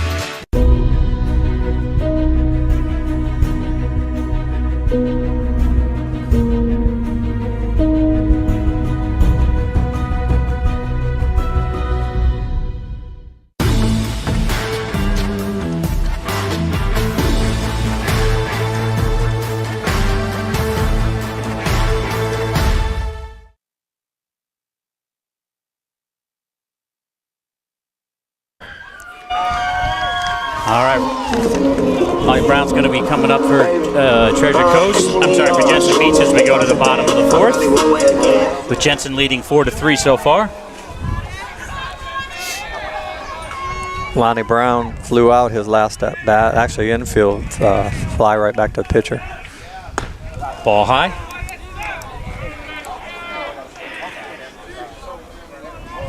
If you think we're doing a good job here, maybe you want to take clips of this, send it off to ESPN or MLB. We wouldn't mind doing this for a living. There's a strike. That's for sure. I wouldn't mind going to see 162 baseball games a year. Oh, yeah. And get paid to do it. Hey, we'll do it for high school. We'll do it for everybody. Yep. You know? Oh, there's a nice off-speed pitch for strike number 2. That one also, you know, talking about Gilcrease and his curveball, that curveball right there was just matched with the best curve that Cripps has thrown all game. Tried it again, but went outside. Ball 2.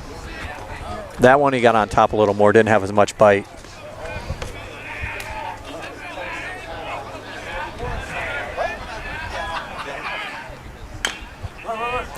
You know, Grounded Carl, foul. we've, for the most part this season, we've picked some good games and you know, some exciting games. Yeah, absolutely. I think there was only one that maybe was a little bit lopsided. One that was, we would say, would be a blowout, but everything else has been very competitive, which is great to see in high school baseball.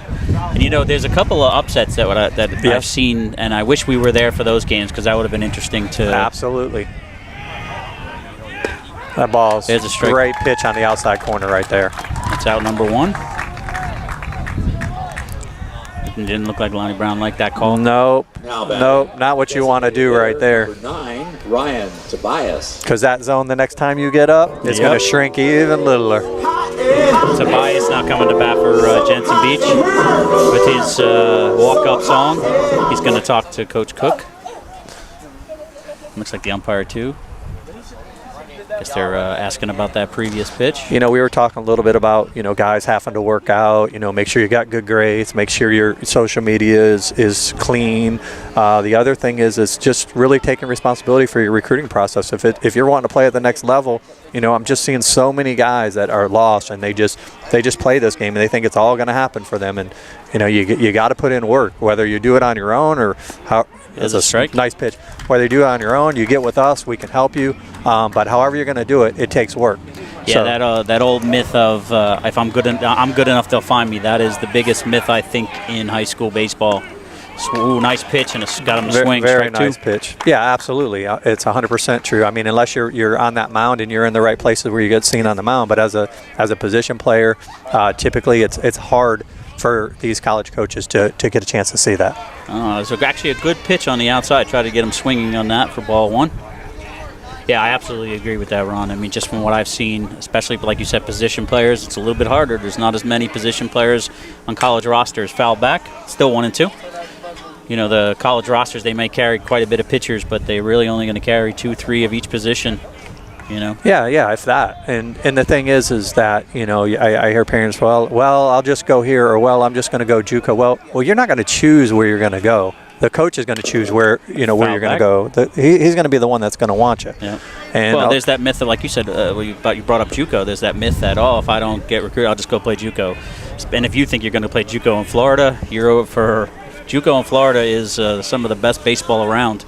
A lot of guys that know they're not going to start on, say, University of Florida or FSU or anything like that. Oh, he got hit by the pitch. You know. That's true. And you know, the other thing is that you know, Now batting, the second base. saying you're going to stay in the state of Florida to play baseball in general. I mean, it's a possibility. I mean, it's a good possibility, and it takes work, and you've got to get in front of the right people. You know, you got to be identified. You get the exposure, get identified. But at the end of the day, you better be a dude, and that's what a lot of these guys aren't doing. They're not comparing themselves to what's actually on a college baseball field. They're not going to games and seeing these guys and seeing their body styles and seeing how they play the game. It's a different game. Yep, I know for me, and I think Ron the same, when we both our boys went to college this year, it was an eye-opener when there's 23, 24-year-old jacked players ahead of them, and they're just like, ooh, I guess, especially with COVID year and red shirting. The ball's popped straight up behind the plate. Catcher looks like he's going to try to make a play. Oh, great play, great play. I'm sorry, I said Couch, my bad. That was a fantastic play by Austin Glover. It's out number 2. Good thing for him, the wind wasn't kicking up too bad right there. But he took the mask off, found the ball, and just stayed with it.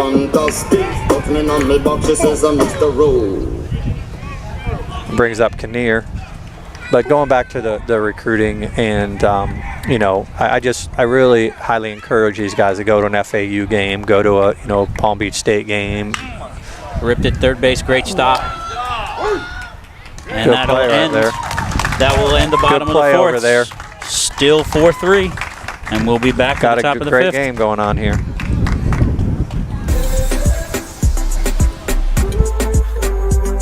Hi, I'm Mike Higgins. I'm a husband, a father, a man of faith, a Vero Beach native, and a realtor with Dale Sorensen Real Estate.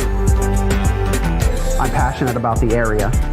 I love taking walks at Riverside Park. I love playing baseball at the Little League field with my kids. I love what this town has to offer, and I love offering that to other families. I would love to help you buy or sell a home in Indian River County. My name is Mike Higgins. I work with Dale Sorensen Real Estate. My number is 772-532-8148.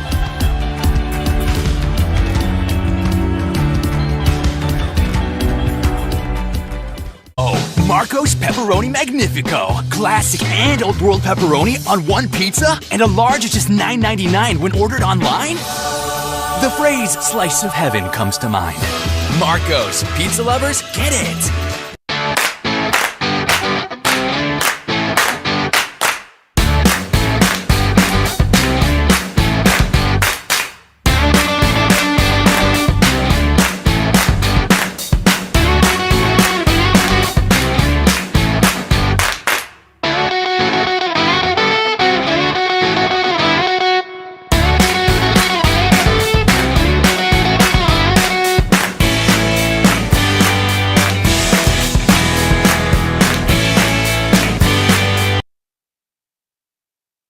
Leading off for the Titans, the first baseman, number 3, Kyle Peterson. Kyle Peterson coming to bat here for Treasure Coast. Treasure Coast looking to bring in another run to tie this game. We are in the top of the 5th. with a 4-3 ball game. It's been a back and forth. Actually, well, not really. It's been 4 scored by Jensen early, and then Treasure Coast kind of shut them down. And Treasure Coast just chipping away at that lead. Kyle Peterson had a base hit last at bat, infield base hit.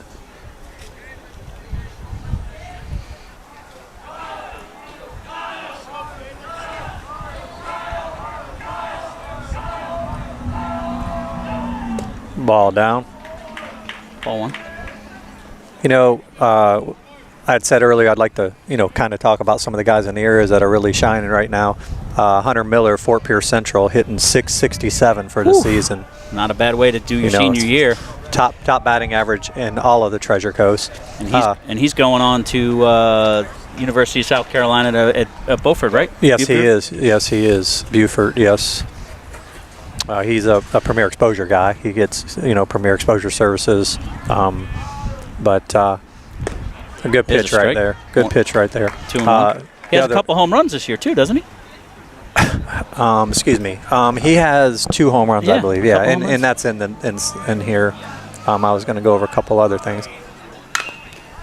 Ground ball at third base. Looks like it's a fair ball. Long throw. Patrick Gillen with the play. There you go. Out number 1. And then you got Jacob Warren from Westwood, who is hitting .625. Wow. This is minimum of 15 plate appearances for these guys. Trent Flashman, Fort Pierce Central, hitting .520. Harry Taylor, Vero Beach, hitting .500. Kamani Wright, Port St. Lucie, hitting .500. A.J. Wydra, .500 for John Carroll. Laham Bell, hitting .484 for Vero Beach. Brayson Cruz hitting .480 for Okeechobee, and Isaiah Baez is hitting .480 for Fort Pierce Central.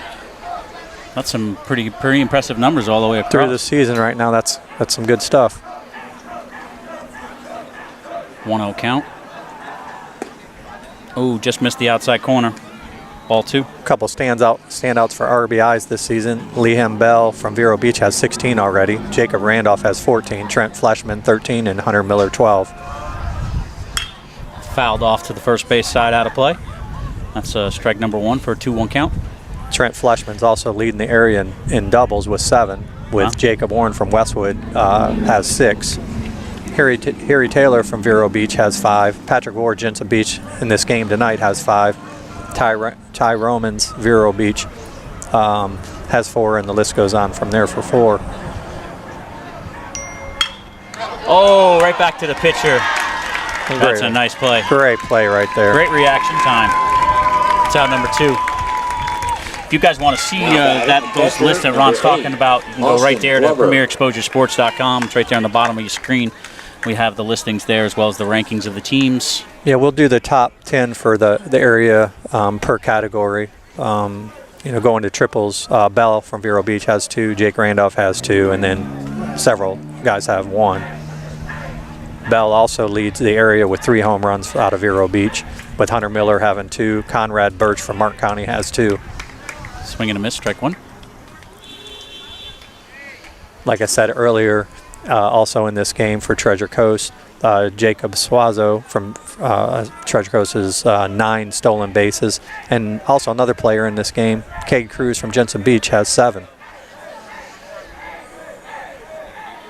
Pretty impressive numbers. Ball high, 1-1.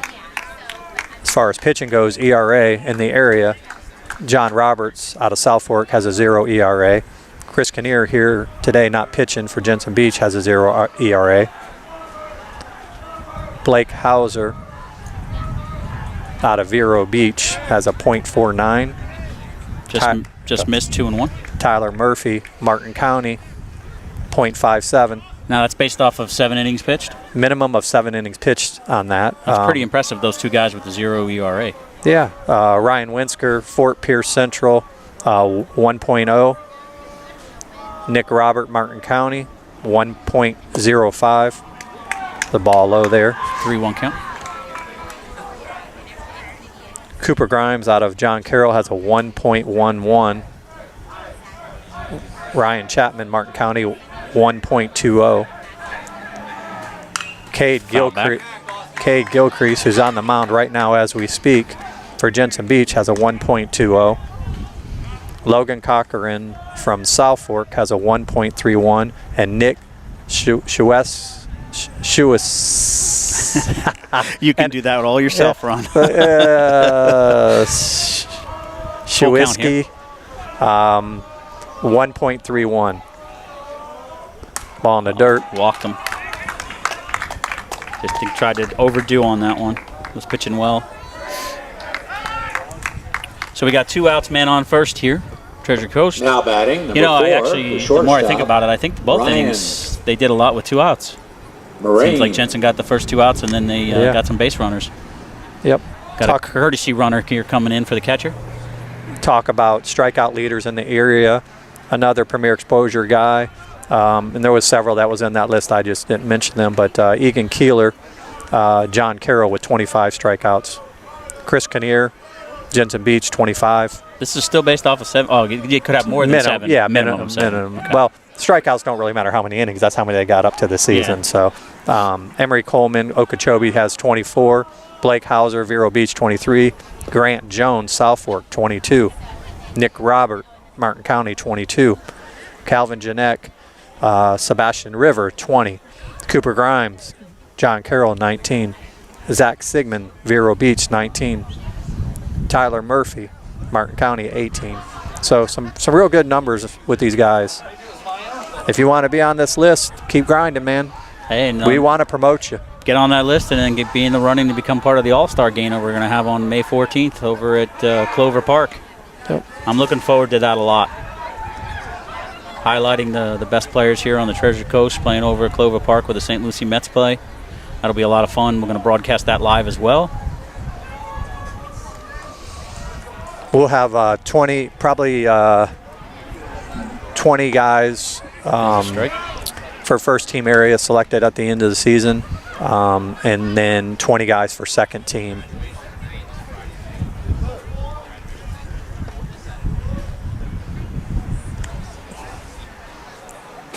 Yeah, I know when we did the preseason, it caused a little bit of buzz.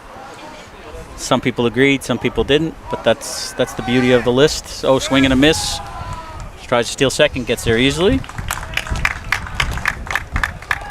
So it's going to be a 1-2 count with a man on second and 2 outs. If you can put this out of the infield, you have an opportunity to tie this game.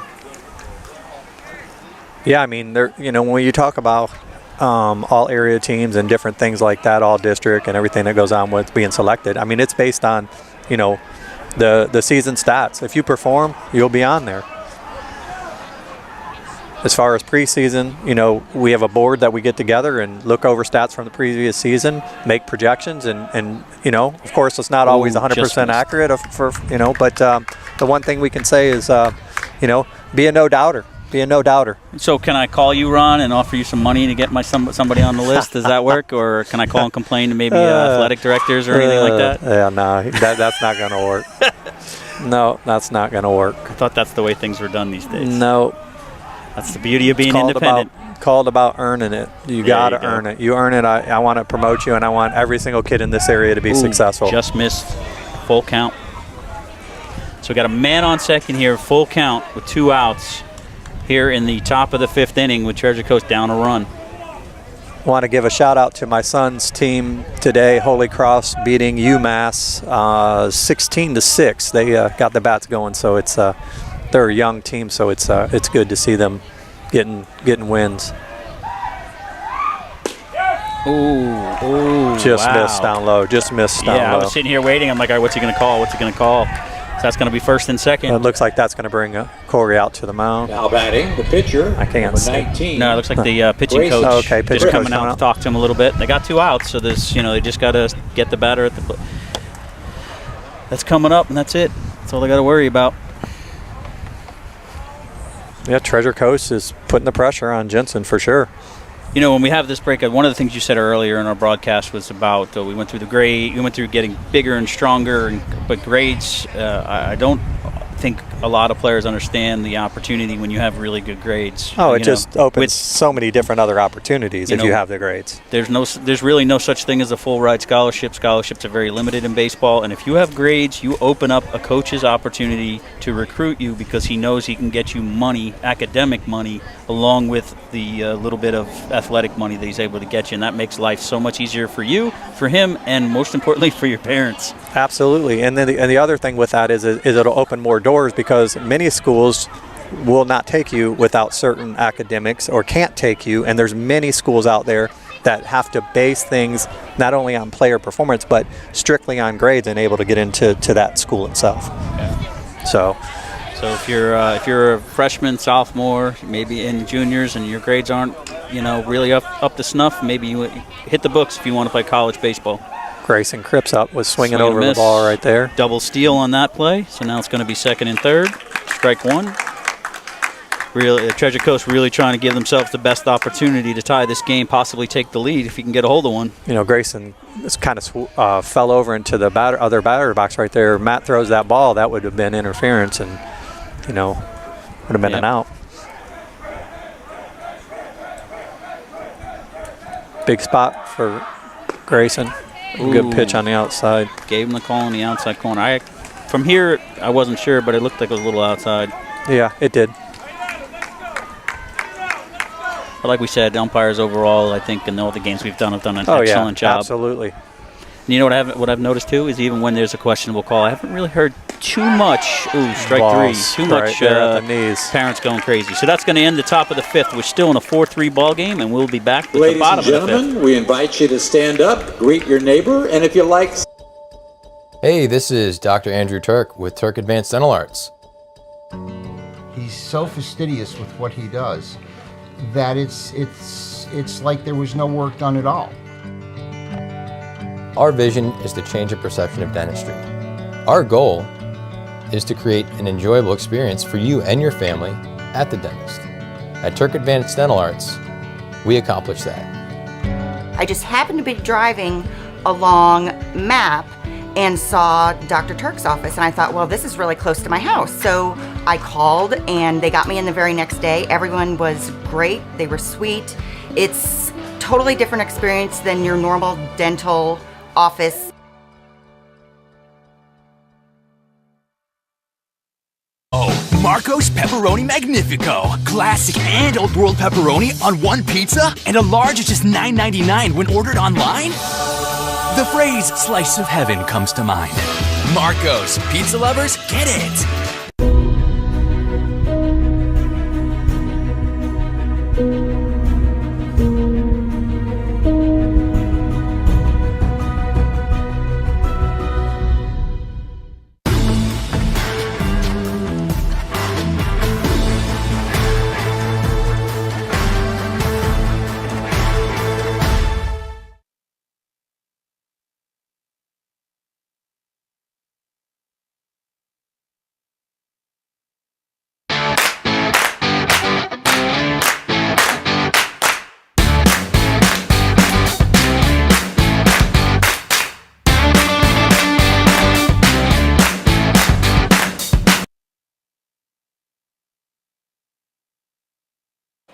And we're back here for the bottom of the fifth inning. Jensen leads Treasure Coast 4-3. Treasure Coast has had plenty of opportunities to get those go-ahead and tying runs across, just haven't done it. And Jensen really hasn't done much since the first inning. Since Grayson's come in, he's kind of shut them down. Yeah, Patrick Ward will be heading to FAU next year and joining an old teammate in Max Martzoff.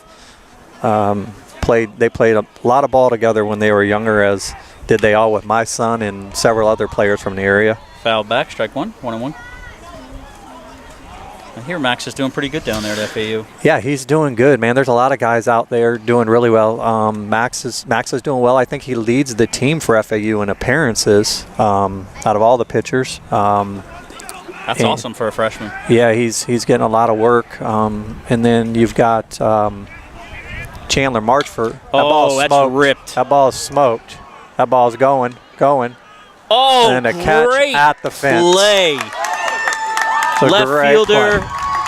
tracked it down, had a great line to it, and then right up against the fence. Yeah, that's Maddox Polanco out there, sophomore. Really going after it. Got near the fence, still made a kind of a dive and play out there and come up with the ball. Fantastic play out there. And that was ripped by Patrick Ward, so I thought it might be out of here. Yeah. If the wind wasn't blowing in so hard, that ball was out of here. Absolutely. That brings up Ty Villardo for Jensen Beach. He's the first baseman. That's could be a game-saving play right there. Absolutely. Great spot right there, down at the knees. You know, in this close 4-3 game, probably going to give your pitcher a boost, confidence for your whole team. That was just a great play.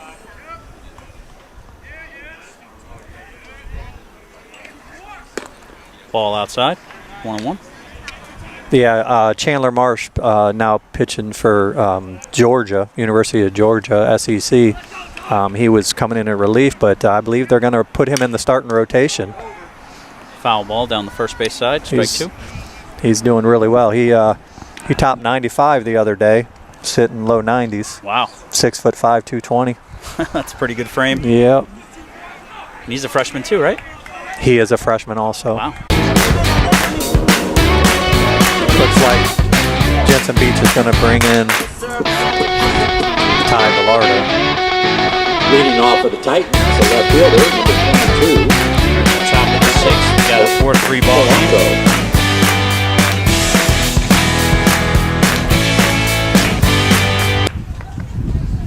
4-3 ball game here in the top of the sixth. Ty Villardo is now the pitcher.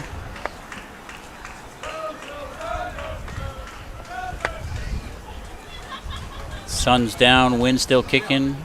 Got a not too cold, but it's a good night for baseball.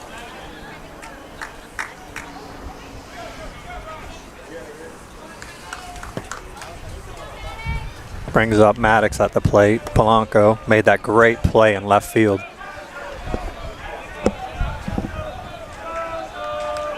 Looks to bunt. Yeah, pulled back quickly. Ball one.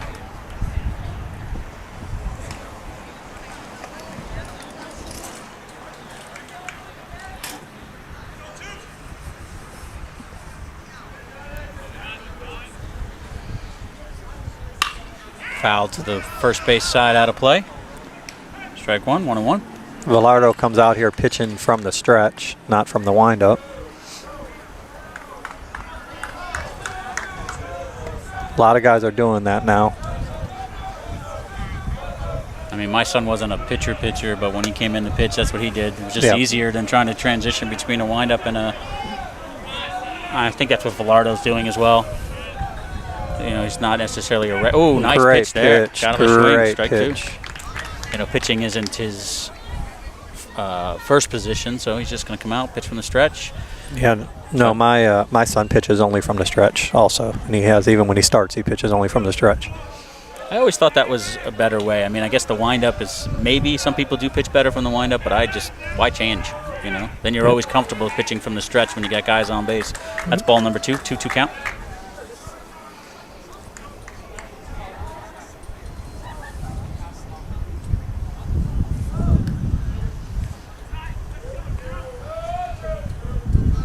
Patrick Gillen at third. It's up just a little bit, just in case. Which is, you know, it's a 2-2 count.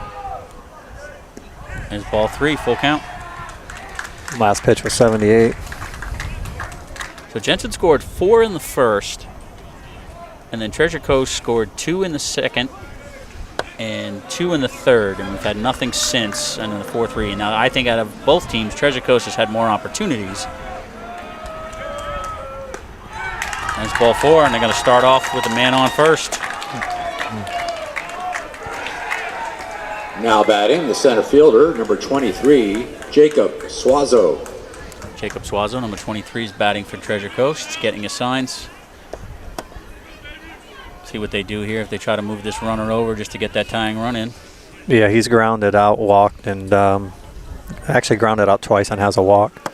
Be looking for a bunt here. Yeah, to me, this is a great opportunity, especially this late in the game.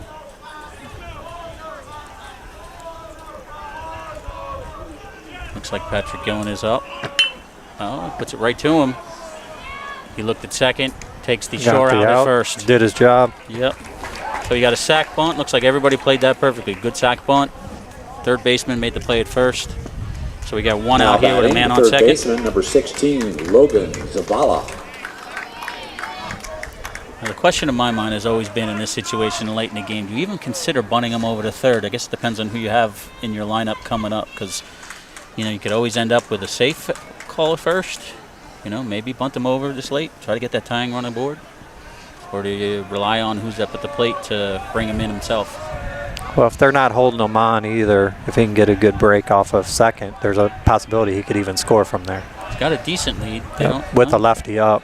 With a lefty pitching. Good pitch right there, just missed outside. I think it has to do with who's on the mound, too. If you think they have a good move, then you worry about somebody coming up behind you when you're on second base. Patrick Ward's been going in and out a little bit. He's off pretty far right now, kind of moving over towards Polanco. On his shoulder. Ball outside. Now for me, probably not, just the way he's not been consistent with the strike zone. Make him throw strikes before you try anything fancy, even though I love small ball. Logan has 2 hits in this game, so, Anything out of the infield, I'm pretty sure they're going to send him. Asking for time, didn't get it. Oh, he's going. Ball in the dirt. Good stop. He's up there standing. That's a great stop by the catcher, Matt Couch. Now you might see maybe some more small ball going on. Squeeze bunt? It's a possibility. Safety squeeze, maybe. Got a 3-0 count. Maybe see if they walk him. Then do it, because then you have a lot of people in motion. Yep. There it is, ball 4. Yep. So that's going to bring it to first and third with one Now out. batting, the right fielder. Not sure if they have anybody up in the bullpen. Takes a hard 90 there at first. I love to see a hard 90.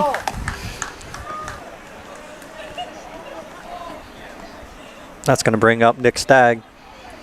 He's got a walk and 2 Ks. Here comes Coach Cook. Coach Cook coming out the mound. Yep. He comes out, I don't know. Looks like we got a new pitcher coming in. Yeah, I would think so. Yeah, Looks like it's going to be Dylan Fadovich. Okay. Maybe Dylan usually plays outfield, from what I know. So, Ron, while we have this break, instead of going to a commercial, why don't you tell everybody that's listening a little bit about our program? Yeah, absolutely.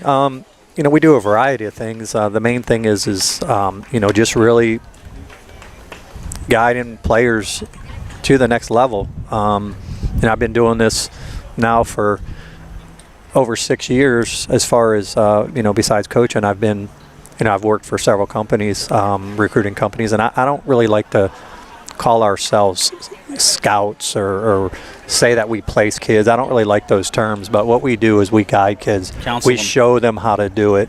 We walk them through the process. We stay on top of them. Call them, text them, make sure they're doing what they need to do. A whole bunch of other things too, but actually it's going to be Patrick Ward on the mound. Number 11. I believe. Ward. Sorry, but I believe Fadovich is probably going to the outfield. That's what it was. But just really just being there for the kids. If you've got any questions, call. We put some testimonials on the site. Go check out the testimonials. There's a lot more. Just didn't get them up on there. A lot of previous players that have been recruited that we've guided. Our platform, I think, that we use, College Fit Finder, that we partnered with, is a phenomenal platform. I think it's one of the best. In fact, I was on the phone with one of our players the other day. Actually, yesterday I had a Zoom call with him, a Premier Exposure Sport guy, and he stopped me he said, "Coach, hey, I forgot to tell you. I just wanted to tell you. I was talking to a college coach the other day, and he just complimented the platform and how he just absolutely loves the how easy it is to get every single thing that he needs in one place." Yeah, and the beauty is we offer a free Zoom call. So if you want to learn anything about the platform, Premier Exposure Sports at gmail.com. Go to www.premierexposuresports.com. The platform, I found it phenomenal when I used it with my son. It's just a great opportunity to put everything in one place. And listen, we're not, a lot of these recruiting services are asking $1,500, $2,000. We charge, no, it goes. we anywhere just up to charge $5,000. a small monthly fee that you can stop at any time. But yeah, there's no commitment. There's we'll work with you. There's no commitment. We just want to help kids and do it at the fairest price we can to allow these kids to get the opportunity to play at the next level. If you have questions, you can even call me personally on the phone or text me. My number's on the website. And then also, if you can't make the Zoom on Sunday, I schedule times with people in the evening. If we're not at a game, I'm more than willing to do a Zoom call with you. Just get a hold of me. Also, it's not just baseball; it's any sport. So softball, golf. Tennis, golf, basketball, football. It's for everybody. So reach out to me. Swing and a miss. He's stealing second. Oh, they're going to try to do the whole rundown, score the run. Oh, they're going to let him get back to first. Yeah, they're letting him get back to first. All right, maybe not a bad play. I mean, the biggest thing is you don't let that run score at third. Yep.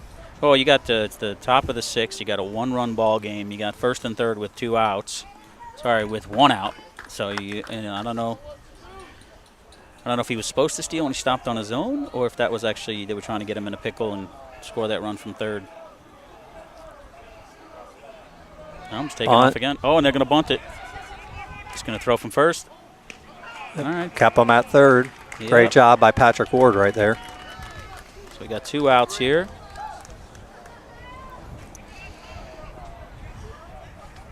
It was a good bunt, too. First baseman, number 3. Just dropped it right in front of home plate. Made the pitcher come get it. Yep.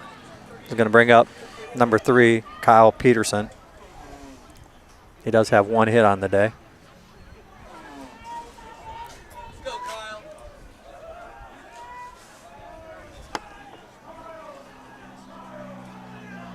Ball in the dirt. Ball comes in at 83. Think about it for Jensen, too, now that they have 2 outs. You do always have the opportunity to try to pitch around a batter. Got first base open. It'll be interesting to see how Patrick Ward handles this bat.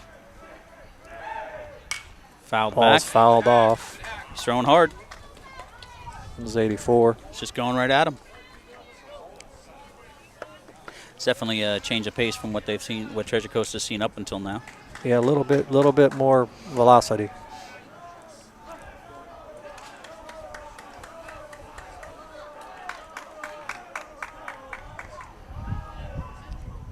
Breaking ball. Swing and a miss, strike 2, 1 and 2. What you do, you throw them 2 hard ones and then set them up for that breaking ball loop. Yep, at 74. He went from 84 to 74 on his breaking ball. With movement.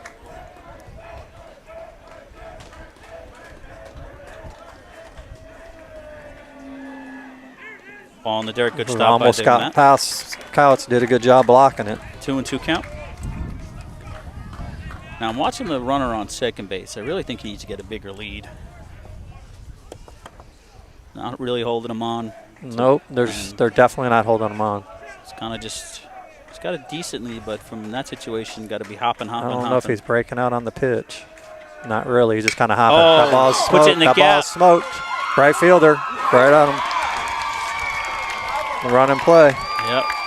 Yeah, he did what he put the bat on the ball when he ripped it, but just right at the batter. That would have been, that would have scored 2, pushing the ball to the right side.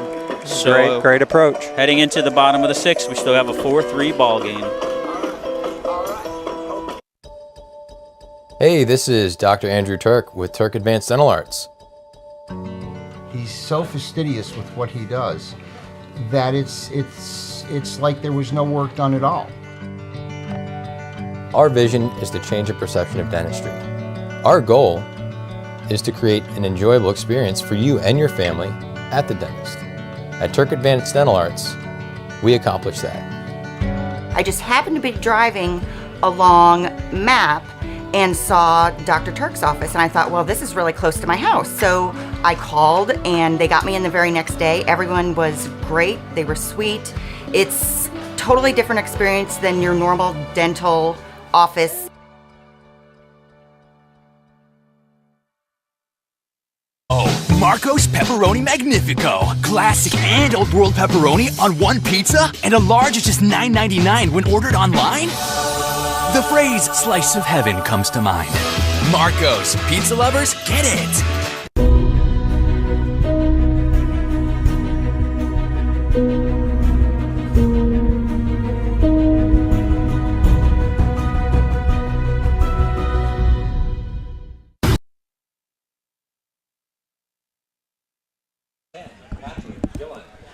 And we're back here for the bottom of the 6th inning. Patrick Gillen's going to be the leadoff hitter for Jensen Beach.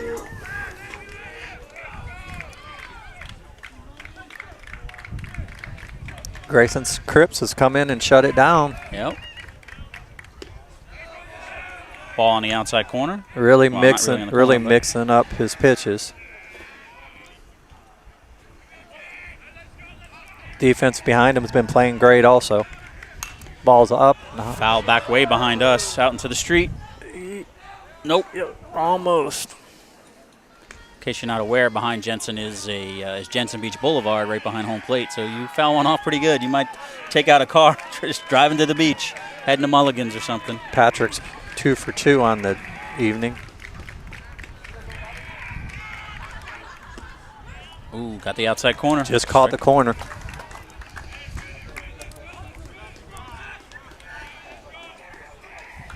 Grayson getting the sign. Fastball. Just a little bit late on that. Hit it foul way out down the third base line. Still 1-2. I like these close games like this. Keeps everybody involved, keeps everybody excited. Yep, a lot of fun.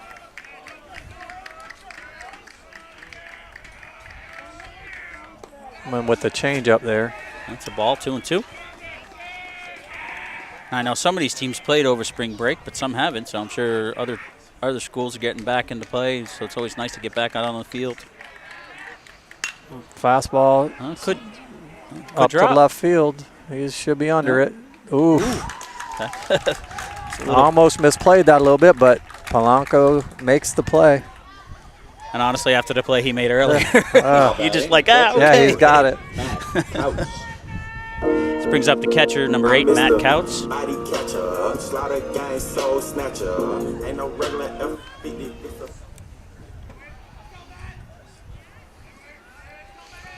Jensen really hoping to get some insurance runs here. Ball high. I was just over at the concession stand in between innings talking to Chris Gillen, the father of Pat Gillen, and he was making fun of our broadcast, trying to give me tips. He works for the local news stations and does like the graphics on it, so I'm going to give him a shout out. Thanks, Mr. Gillen. I appreciate it for your tips and tricks on broadcasting. Thank you, sir. All right. I'll speed up a little bit. 2-1. Hey, we're new to all this. We're doing the best we can do and learning on the fly. Yeah, and we're looking possibly in the future, maybe next year, having more than one game going at a time. Nice pitch right there. Yeah, we've got some plans. We're going to expand. Want to do some softball games. Want to get involved with girls softball. Maybe even do some basketball. If we can figure that out out. Yeah, if you're somebody that's interested in this program, I mean, get a hold of me. If there's something you want to do, we definitely, would be interested in bringing more people on. And if you've got anybody that needs internships, college students, whatnot, high school kids that need service hours, reach out to me. Glad to work with anybody. Yeah, we'll take whatever help we can get. Oh, he walks. All up. Work the count full, gets a walk. So with one out, got one man on. It's going to bring up Lonnie Brown. Number 2, Lonnie Brown. Treasure Coast coach is going to head on out and talk to his pitcher. Baby,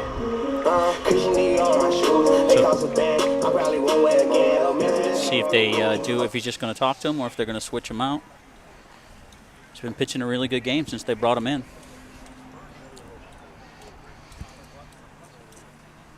Now we're just going to watch the umpire, see how long he takes before he makes a slow stroll out there. Yep, they're already taking a few steps. Yep, looks like they're going to switch the pitcher. Tell you, Cripps had a great game. Fantastic game. Yep, absolutely. Came in, did his job. So we were talking earlier about what the players need to do. So if you're a freshman, not so much, but if you're a sophomore or a junior and you're not being already contacted by colleges, I'm not talking about the general emails that everybody gets, but individual ones to you, then, we're just going to say you're not really being recruited yet. If you're a junior, you definitely should be already all over the radar of some school somewhere. And I think with Rhonda, I think a lot of kids there's a lot of schools out there they could play at that the kids don't even know about. Oh, for sure. That's one thing about the levels. platform, that we provide. I mean, there's every school in the country, and it allows you to do research without spending, a lot of time on it. I mean, you're going to spend some time on it, but it's all in one place. So you can go from school to school. You can search by state. You Yeah, can search by division. And then you log your activities, and we're able to see it on our side. We're seeing what kind of work, so we can stay on top of these guys. If you use it, you will be recruited. Just understand that at the end of the day, you're going to play where you wanted, and that's the key. And that's why you need to expand out there and find out where you fit. And I use that word a lot, but it's truly about your fit. And one conversation I think that players need to have with their parents and be realistic about it is, actually two things. A, their ability and where they think they can play. Yeah, and you need to reach out to somebody else and really talk to your coaches. And they've gone through a lot of kids and seen where kids have gone. They have a good idea where your skill set fits, because they've had kids that have gone on to play college ball. So you want to find out where your skill set fits and then really pursue those schools. Yeah, and the other thing is, one of the things I've seen over boys that went to school with ours is some of them got offers from schools and then they decided not to take them because they were too far from where they wanted to be. So maybe before you get contacting coaches, really have a realistic view of how far you're willing to go from home. I know everybody wants to play in Florida, but realistically you want to definitely expand outside of Florida. But, maybe you're not willing to go to Minnesota or California. So just definitely have that thought process of where you're willing to go to college, how far away from home. Moms and dads may not want you to go too far, but if you're willing, why not? One other thing, too, is many of the kids that I've worked with thought they wanted to go to a certain school, and when they did the tour and they went to other schools, they didn't end up going to the school they thought they wanted to go to. Yep. Touring a school is big. Definitely. You absolutely need to tour school before you commit to your life of being there for 4 years. I mean, that's going to be 4 years of your life. And the other thing that I say to kids, would you still go to that school if there wasn't baseball? And that's a key. I mean, do they have your major? Baseball is going to end. So 2-0. You really gotta think out everything. One thing that we did with my son was when we knew we were talking to coaches and we were going to visit schools, we applied to that school. And once a coach found out that he was already accepted, that made the conversations with that coach a lot easier too. So that's a little tip. If you think you're going to consider a school and a coach is considering you, that's a strike, 2-1. Yeah. Maybe you want to think about applying for that school ahead of time. Gives the coach an idea. You can even look into academic money at that point. I mean, there's a lot of things, and we're here for you. If you were in this program, we would guide you through it. We have a couple different. We have a basic package, and then we have a gold package, and the difference being is you utilizing our platform. And really just taking care of the recruiting on your own with some tips and certain things. And then the other one is the gold package, whereas you would have a recruiting counselor such as myself or Carl, and we have a couple others, but overseeing you through the entire process of getting recruited. Yeah, getting recruited is basically marketing. You're marketing yourself. Yep. It's like having a part-time job. Yep, it's absolutely work. And performing. I mean, you got to perform. Hung it, but he got underneath it. Yep. Is it playable? It looks like it might stay in. And and out of his glove. In and out of his glove. That fence might have. Yeah, it absolutely did. It was real close to that fence. So that count remains 2-2. Yeah. So really, if you have questions, because I know I did, and I know a lot of other parents that I speak to, they have lots of questions. They're not really sure of the process. Reach out to us at premierexposuresports@gmail.com. Go on the website. You can have Ron's phone number there. Attend the free Zoom call this Sunday at 7 p.m. More information on the website as well. I'll just put the website up there at the bottom of the screen for you, so it makes it a little easier. Make sure you put the www. Though, because the other way sometimes it's a little tricky, but You got Liam Gray on the mound for. Takes off. Ripped foul. Almost took out the coach. Kind of throwing down under from down under is Liam. He's a freshman, getting some work on varsity pitching.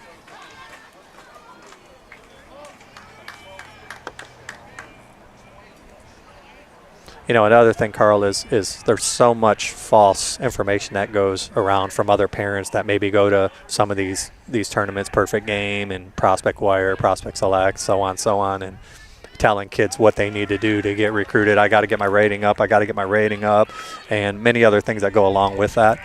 So, you know, it's hard for a parent going through that process and hearing things and really trying to understand what's true, what really works. I mean, you know, the thing is, I would, also talk to kids that again.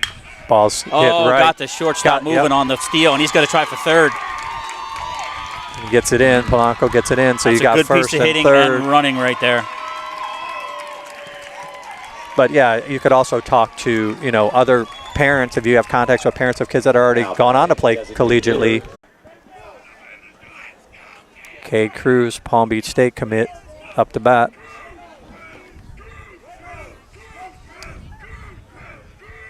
Probably the worst time to lose the feed, but looks like we got it Liam back. comes set, delivers. Good pitch right there on the outside corner.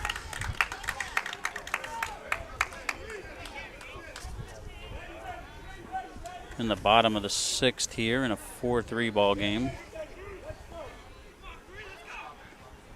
Got bases loaded. And one ball out. Low. And now we have a 1-1 count.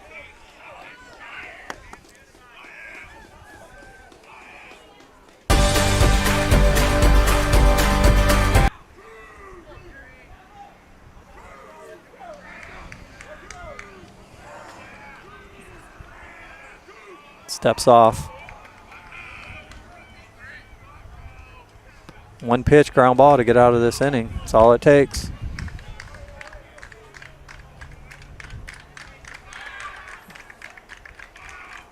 Delivers up right the middle. Both they're played. playing in, looked like. 1 run scores. Oh, throw home, got caught. 2-run score.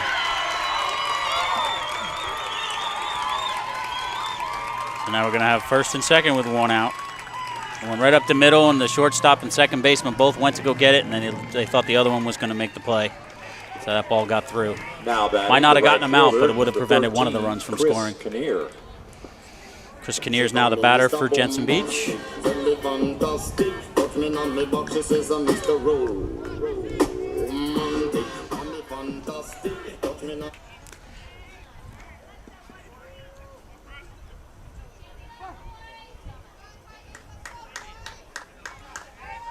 Just got a score in. Jupiter beats Central 12-2. Wow. There's a strike on the outside Jupiter's corner. always good. Jupiter's is a good program. They always reload. I believe they're in the same district this year too, if I'm not mistaken. They've changed all these districts around, so I'm not sure.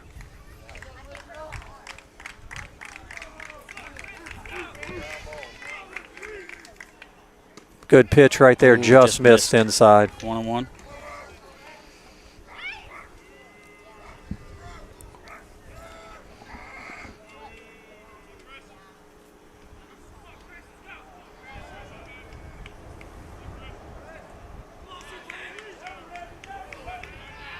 It takes off a third. Ball's fouled. fouled. 1-2. So up 6-3. Jensen being aggressive. Looking to steal third.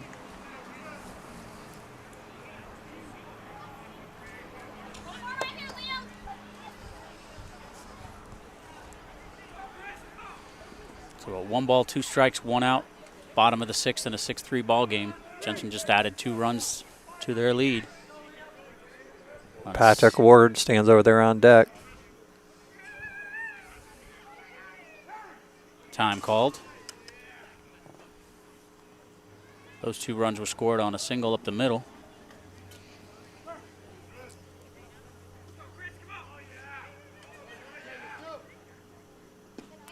Good pitch. Just missed outside. Almost got him to bite. 2-2. Liam kind of throws submarine style, kind of down low, coming from under. Not all the way, but slightly dropped.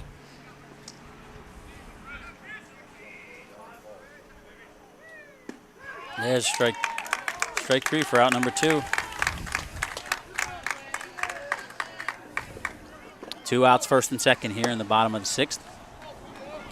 Now batting, the pitcher, number 11, Patrick Ward. Bringing up FAU commit Patrick Ward. Was playing shortstop. They just brought him in last inning to kind of shut things down a little bit. He did that. Now he's looking to help himself out. Add another run. Get even more insurance runs.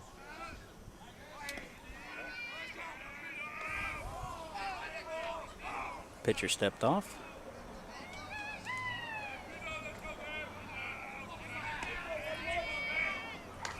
Ball low.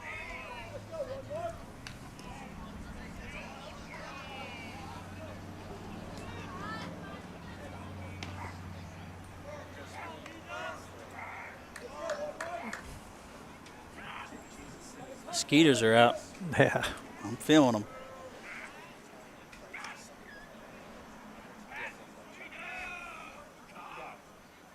Ball smoked in the middle. Looks like that's going to be down. Base hit. Looks like he's going to score another run.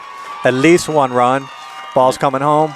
Safe easily. Safe. It's going to be Patrick second and third. with a double. Jensen Beach increases their lead 7-3.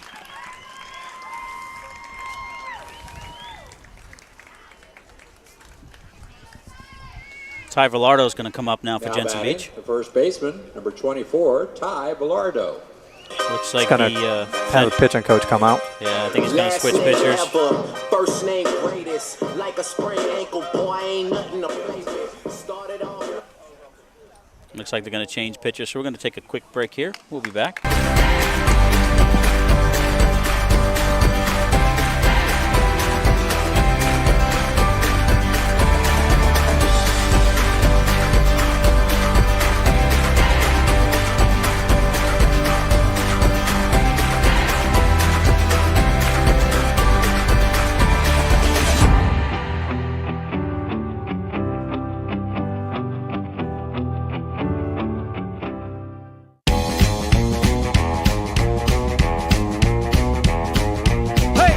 Kitty, you're looking so good tonight.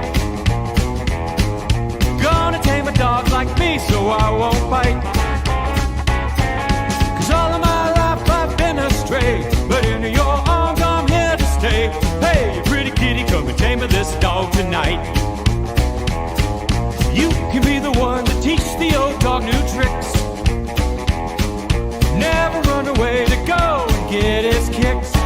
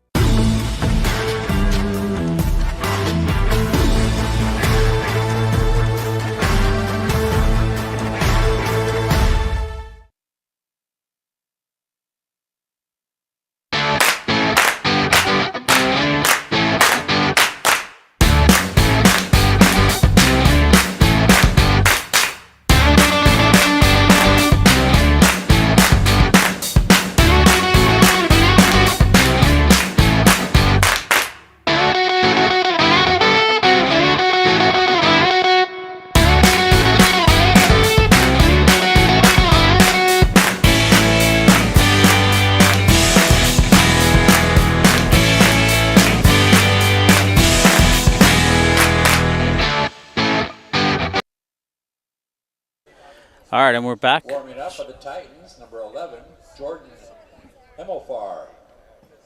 Ty Velardo still at the plate with one ball on him, a 1-0 count. Jordan, let me see here. Second and third. 2 outs. Jordan Himmelfarb is on the hill. Swing and a miss, strike. Ty swung out of shoes on that one.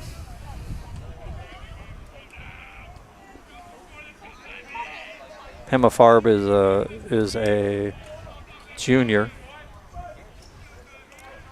And just a reminder, stay with us here at the end. We're going to try to get the player of the game. There's a strike. I got 1 and 2. Scoreboard says 0 and 2, but I'm pretty sure he had a ball. Oh, maybe not. We'll see. I thought there was a ball before they switched the pitcher. There's ball. So Jensen has scored 4 in the first inning, and then they just put 3 up so far this inning. In between there, Treasure Coast kind of shut them down. Yeah. Been a close game. Score's not reflecting that. Foul ball back.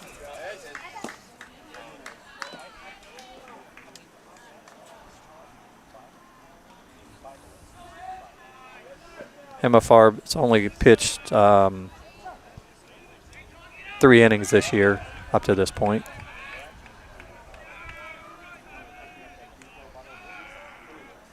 Ball. So I'll go with what the scoreboard says. It's 2 and 2.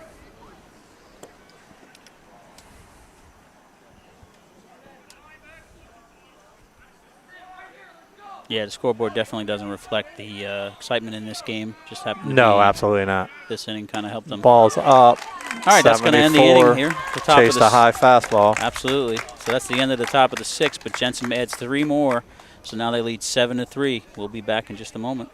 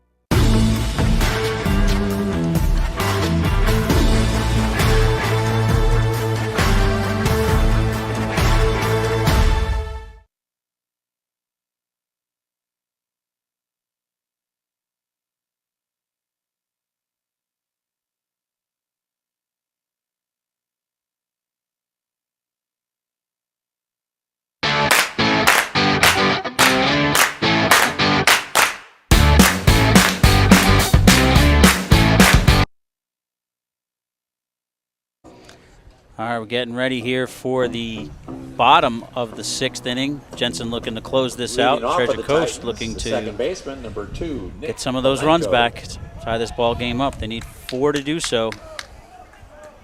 I got another score to report, Carl. South Fork beat Westwood 9-1. Okay. Patrick Ward looking to close this game out. Absolutely. Westwood, South Fork. Yeah, I guess that's not too much of a surprise there. South Fork's got a pretty good team. Third baseman playing up a little bit. Curveball in there. Right. Good pitch, 73-mile-an-hour curveball.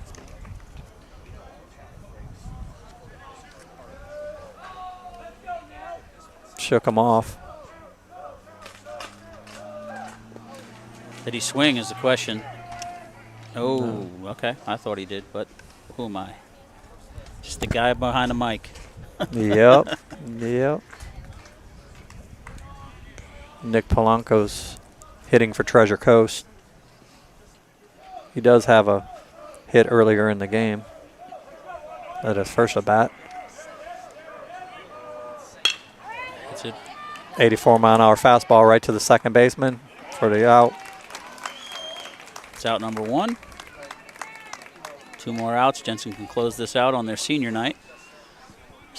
Quite a few seniors out there, actually. Yeah, there are. Yep.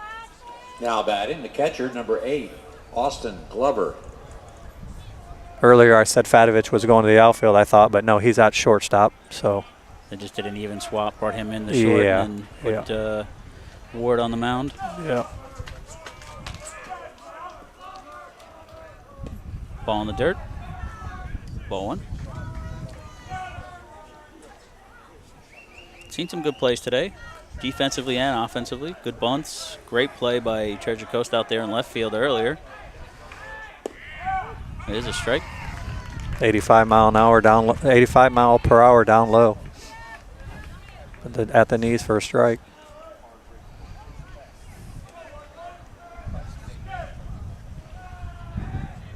Looked like a change up there. 1-2 count now.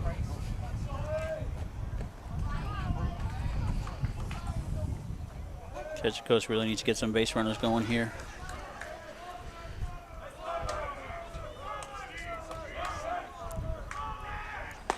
Ball high, 2-2.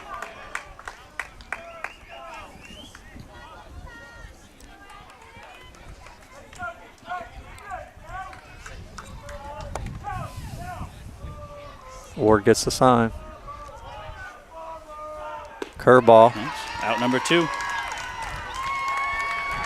Glover goes down swinging. Treasure Coast down to their last out. Bring up Ryan Moraine. Now batting number 4, the shortstop, Ryan Moraine. It's the bottom of the 7th here. 2 out.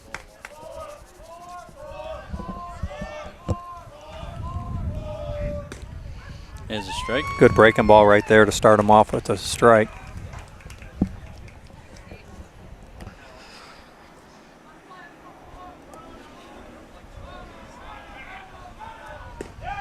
There's another strike. Now it's pretty much been decided. We've been looking this over here, and I believe the player of the game, Marco's player of the game, is going to be Patrick Ward. Went 2 for 4 and came in and shut this down on the bump. Foul back, stay alive. So yeah, Patrick Ward had a good game. There's a couple other guys that had good games as well, but yeah, once they brought him in and he shut it down, keep their lead. I do want to give props to Grayson from Treasure Coast. Yeah, he pitched a fantastic absolutely, game. 100%. Shut down Jensen, and there's the end of the game. So stick with us here for a few minutes while we try to get the player of the game over here. We'll be back in just a moment.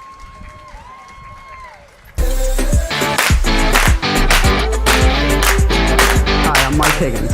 I'm a husband, a father, a man of faith, a Vero Beach native, and a realtor with Dale Sorensen Real Estate. I'm passionate about the area. I love taking walks at Riverside Park. I love playing baseball at the Little League field with my kids. I love what this town has to offer, and I love offering that to other families. I would love to help you buy or sell a home in Rivertown. My name is Mike Higgins. I work with Dale Sorensen Real Estate. My number is 772-532-8148.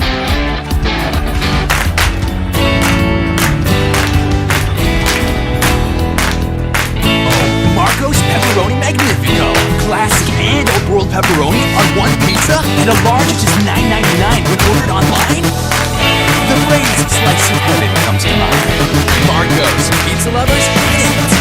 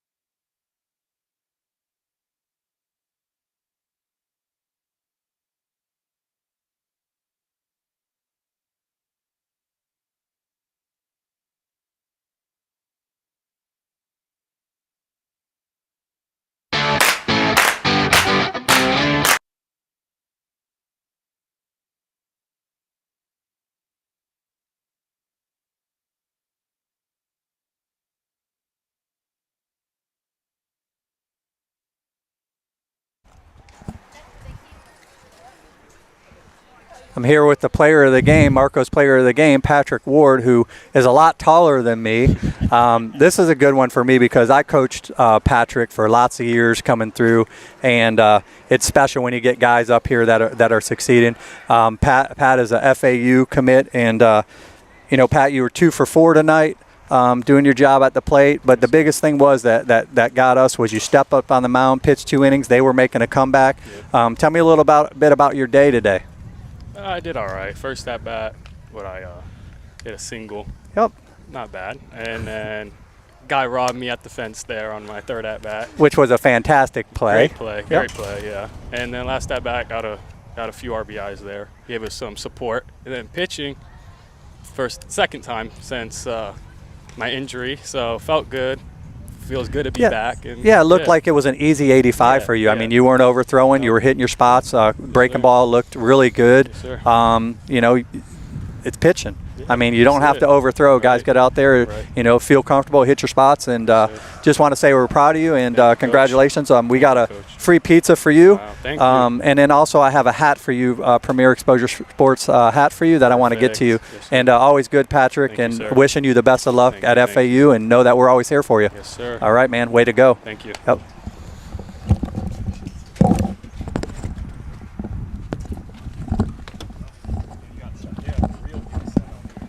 All right, stay tuned. We will be back at Jensen Beach tomorrow. With Jensen Beach, we'll be taking on the Okeechobee Brahmin. So we'll be live again tomorrow night. And thanks again for watching.